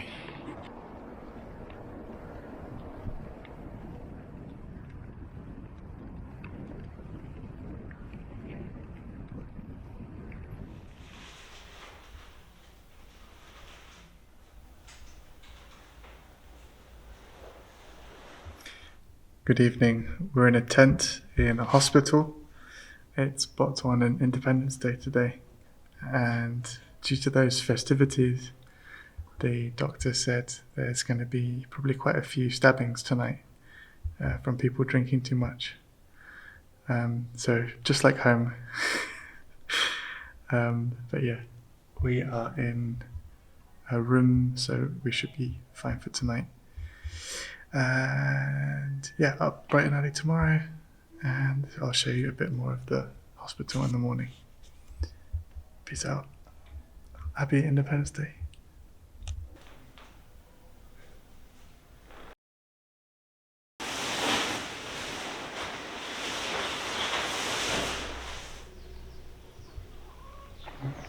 Good morning. How are you? Fine. Nice. So you're going? Yeah. Towards Papaye? Palapi. Yeah. Yeah. Thank you so much for letting us Thank you so stay. much. Yeah, this is amazing. It's very, very helpful. Yeah. Galebu. Sure. Yeah, thank you so much. Sure. Have a lovely day. Have a good Bye-bye. one.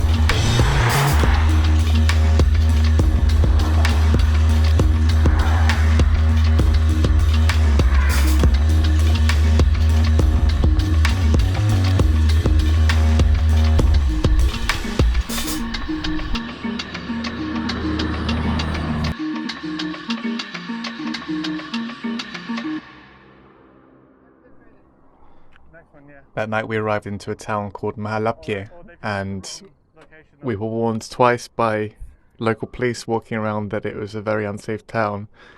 We decided to try and check into a guest house, but everywhere we went either said they were full even though they weren't, or were quoting us ridiculous prices, like the equivalent of about $50, which is, 5-6 times what we'd paid in previous countries, and definitely not worth the same quality of room. So we eventually went to the local police station, and luckily they did have some space for us in one of the huts out the back.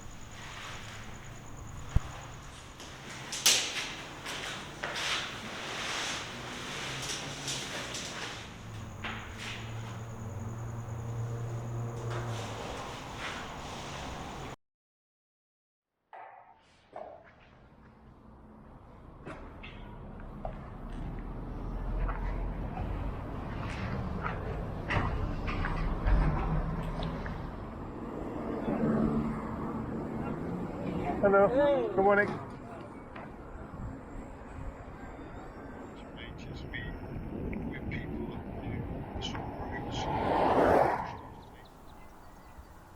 We have just reached the Tropic of Capricorn, and that means that as we continue cycling south, the sun will never be in front of us going south. So this is the limit where in the middle of the day the sun will be at the top of the sky. Otherwise it will just be behind us, as it already has begun to be. I've noticed this as I've stopped needing to put sun cream on my face because the sun is just always on my back as we're going south. They've got a nice kind of statue here, which is a lot more than they had at the equator. Anyway, we should be reaching Gaborone tomorrow evening, and until then it's just a long straight road basically, not a lot going on. To save you watching more of the same footage, I'll fast forward a bit. Our route through Botswana was extremely straight, as I've said, and although the people there were amazing, it was much more of the same kind of landscape. On the way, just before Gaborone, we stayed at a government facility. I don't really understand what the place was, but we were allowed to camp there. We ended up in a small town that didn't have anywhere official to stay, and we'd end up just looking for buildings that had 24-hour security and a fence, and these seemed to be good shouts. We stayed almost every night in Botswana at free places like this, as our funds were running low, and we had to be quite quick because at this point Nadia had already booked her ticket back, flying from Cape Town, and we had X amount of days to make distance across Botswana and South Africa. Anyway, I'll cut forward to Gaborone, the capital.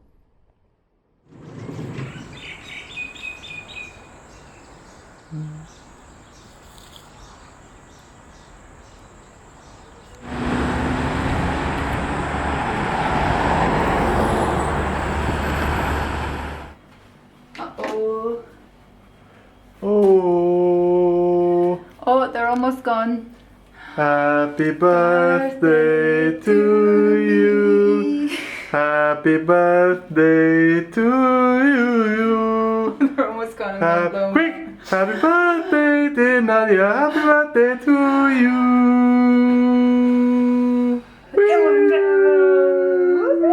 Big chungus. That's me.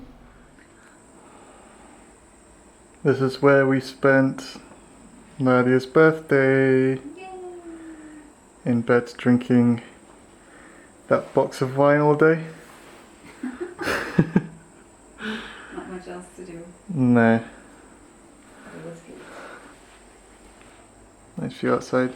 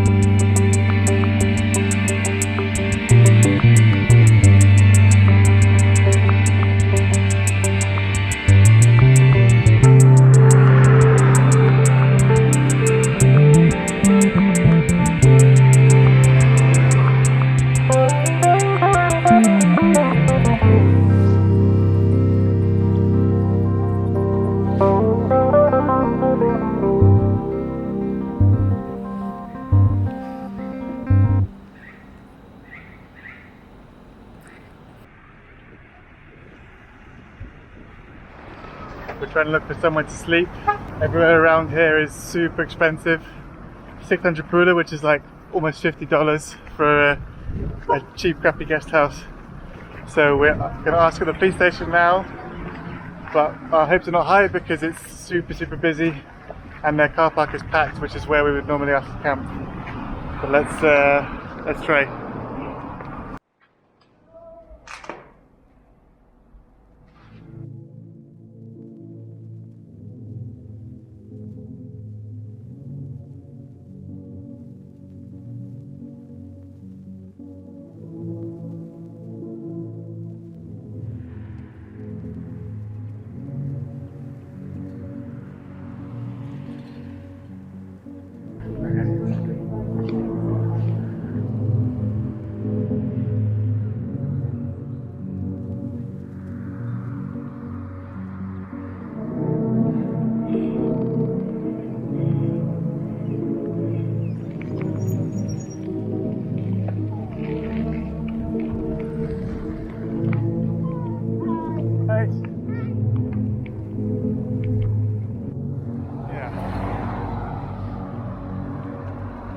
Good morning. It's about 6:20 in the morning. We had a nice night at the police station, slept well. We're off early because we want to avoid the midday heat again. And today we cross into South Africa. This is a crossing I can't say I'm looking forward to. I think we've met about 40 people so far on our journey, Africans who have worked in South Africa. And I don't think anyone's ever said anything good about the country. Only that crime is out of control and we need to be really careful. It's meant to be quite dangerous when we cross the border, and then it should get less dangerous with every consecutive city until Cape Town, where it gets more dangerous again. Yeah, I guess there's not a lot we can do apart from just try and cycle quickly. The way we're treated has kind of changed as we've gotten closer to the South African border, and I can't really blame the people, because when you do see the white residents here in the supermarket, especially the older generation, they behave like apartheid never ended. Like really absolutely disgusting behaviour. Old guys walking into the supermarket, alright boy, you need to go and get me you know, we're also outsiders here, so I don't know what the right thing to do is, because even these old guys scare the fuck out of me as well. So I don't know how to deal with that. So yeah, people aren't that happy to see us, but it's completely understandable. Anyway, off to South Africa. I hope I don't regret this.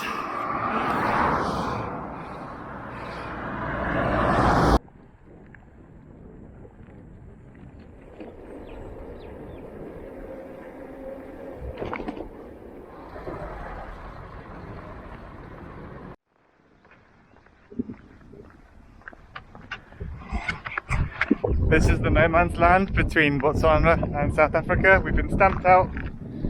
Everything was good on that side. Let's see what happens on this side.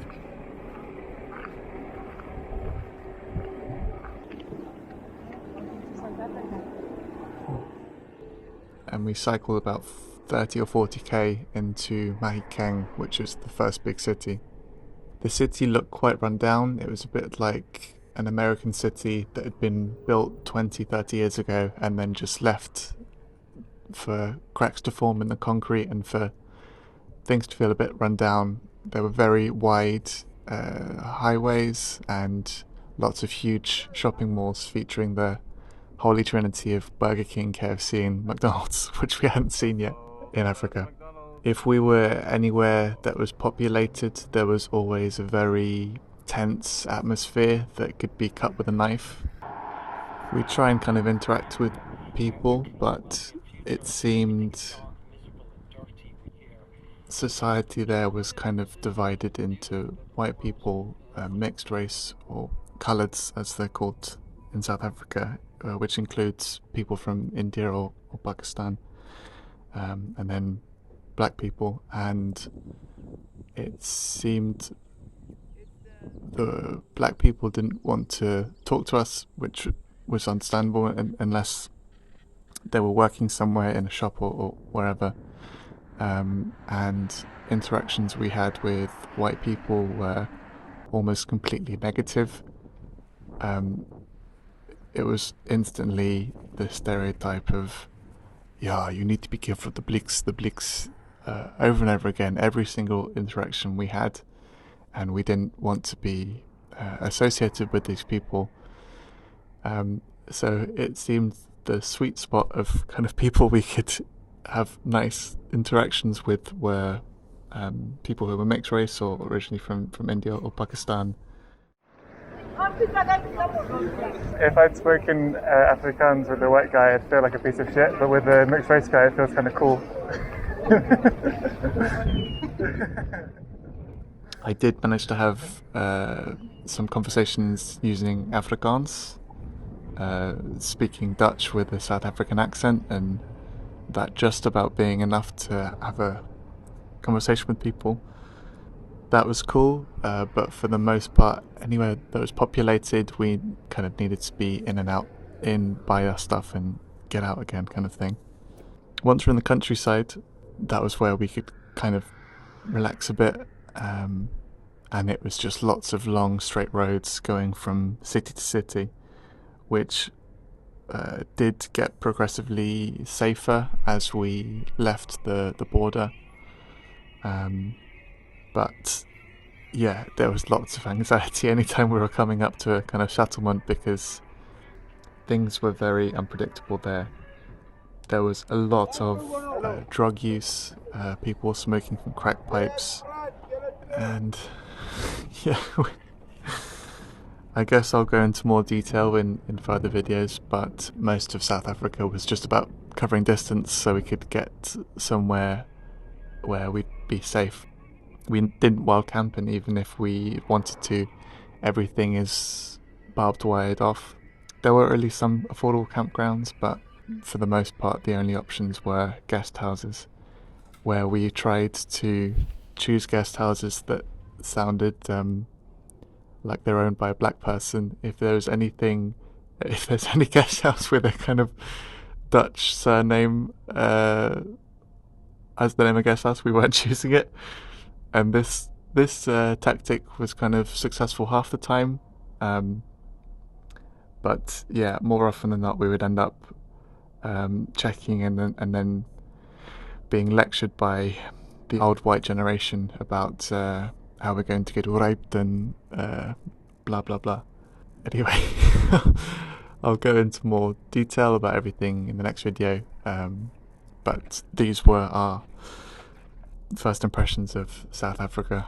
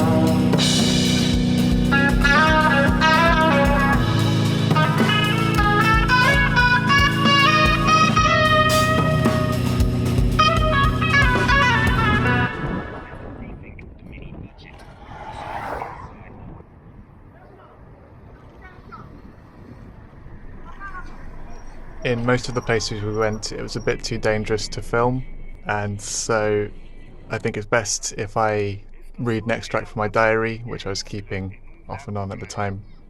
We followed the long straight road cutting through field and farmland, with small settlements coming up every 50k or so. We're establishing a daily routine of Nadia running into supermarkets while I guard the bikes. I occasionally converse with locals, but briefly.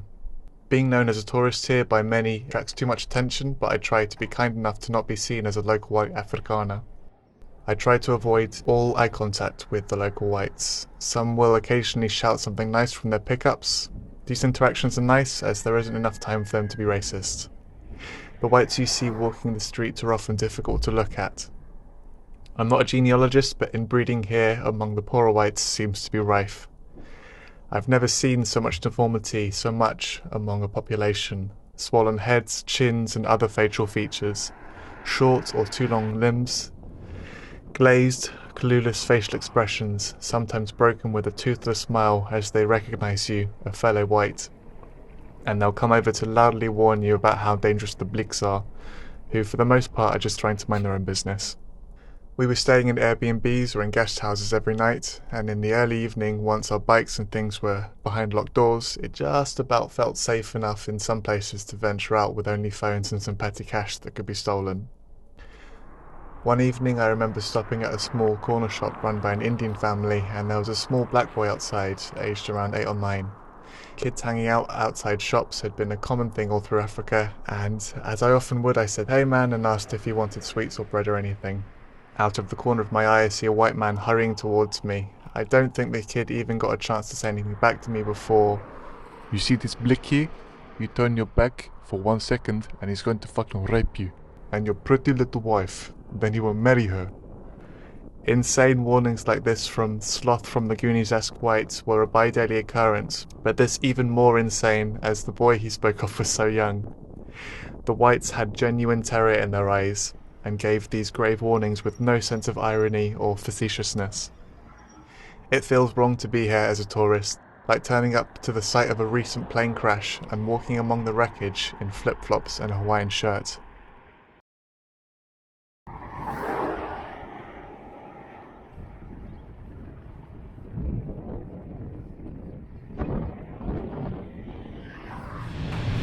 That's really interesting. Do the Hulk.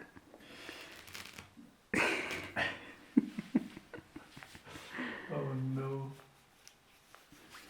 Oh no.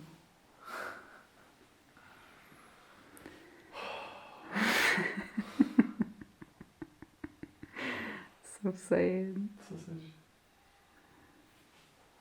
Break it a bit more. Oh, that's it. Thank you. Okay. I regret not buying apples.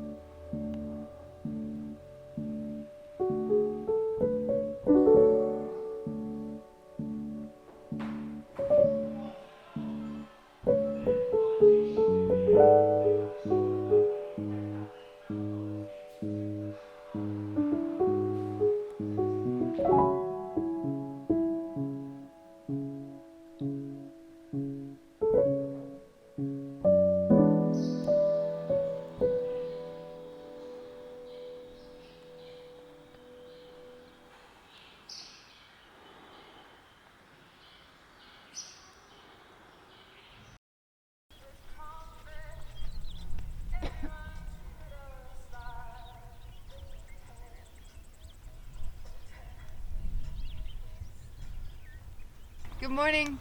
We just left Bridgetown. Well, actually, we're about 40k away from Bridgetown, on our way to Victoria West. Yesterday was interesting. It was the first time we got to meet some people and have a drink with them and talk about things and talk about the country. About today, we are, I think, about 60k, 65k away still, and we kind of, should I talk about hoping to get a lift? Yeah, that's fine. Okay, so one of the things the two guys that we met yesterday also told us, the N1, which is the road that we are going to join in a day and a half, they said it's incredibly dangerous because it's so much more busy than this road. So we're probably gonna head south, but it's gonna add a few days on, and because of that, we're kind of looking for a ride, a lift to Beaufort West, which is the town after Victoria West. Because you need to fly soon. Because I need to fly soon. I booked my ticket on the 2nd of November. Not thinking that we'd still be cycling this much at this point, but I guess it's easy to underestimate things. And then once we head south, apparently it's incredibly scenic. So we're kind of looking forward to that as well, because we've seen a lot of repetitive views. Although this is incredible, this is new. And we're very happy to see those mountains. But along the coast side, it's going to be more waterfalls and like cliffs and more impressive things in green. So we're excited, but also we're pushing for time. So let's see what happens. All right, let's go.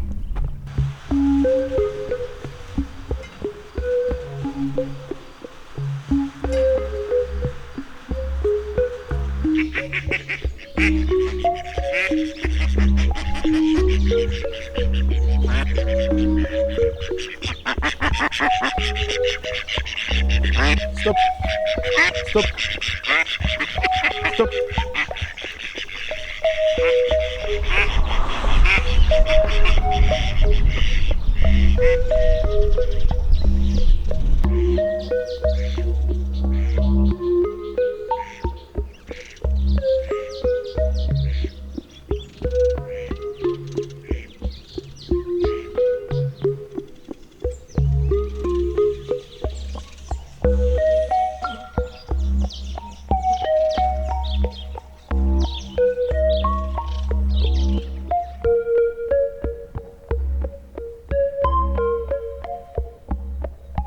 Southeastern borders is very close to the road that we will be following.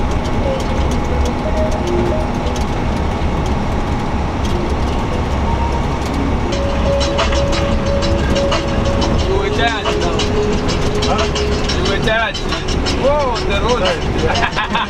That was in Zambia. Yeah.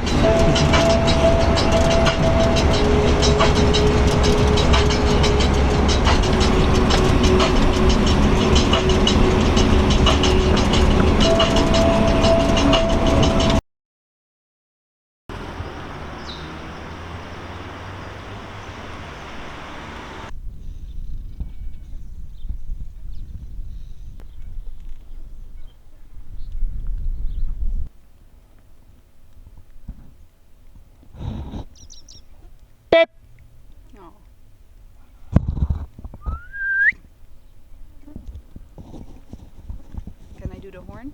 Yeah. Ah, that hurts my ear.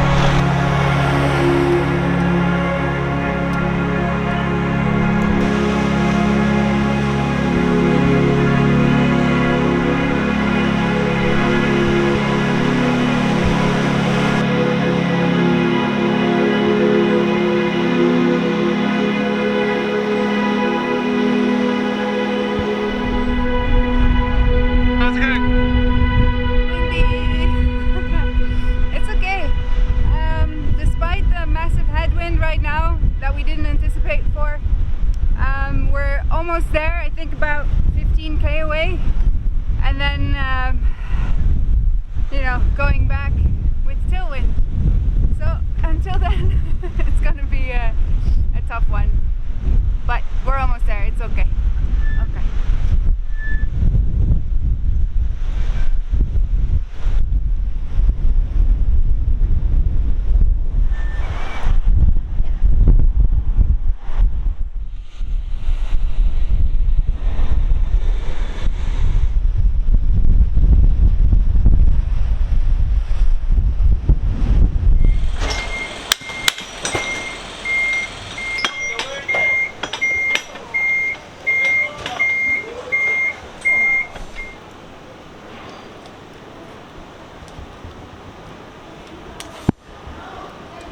Fish.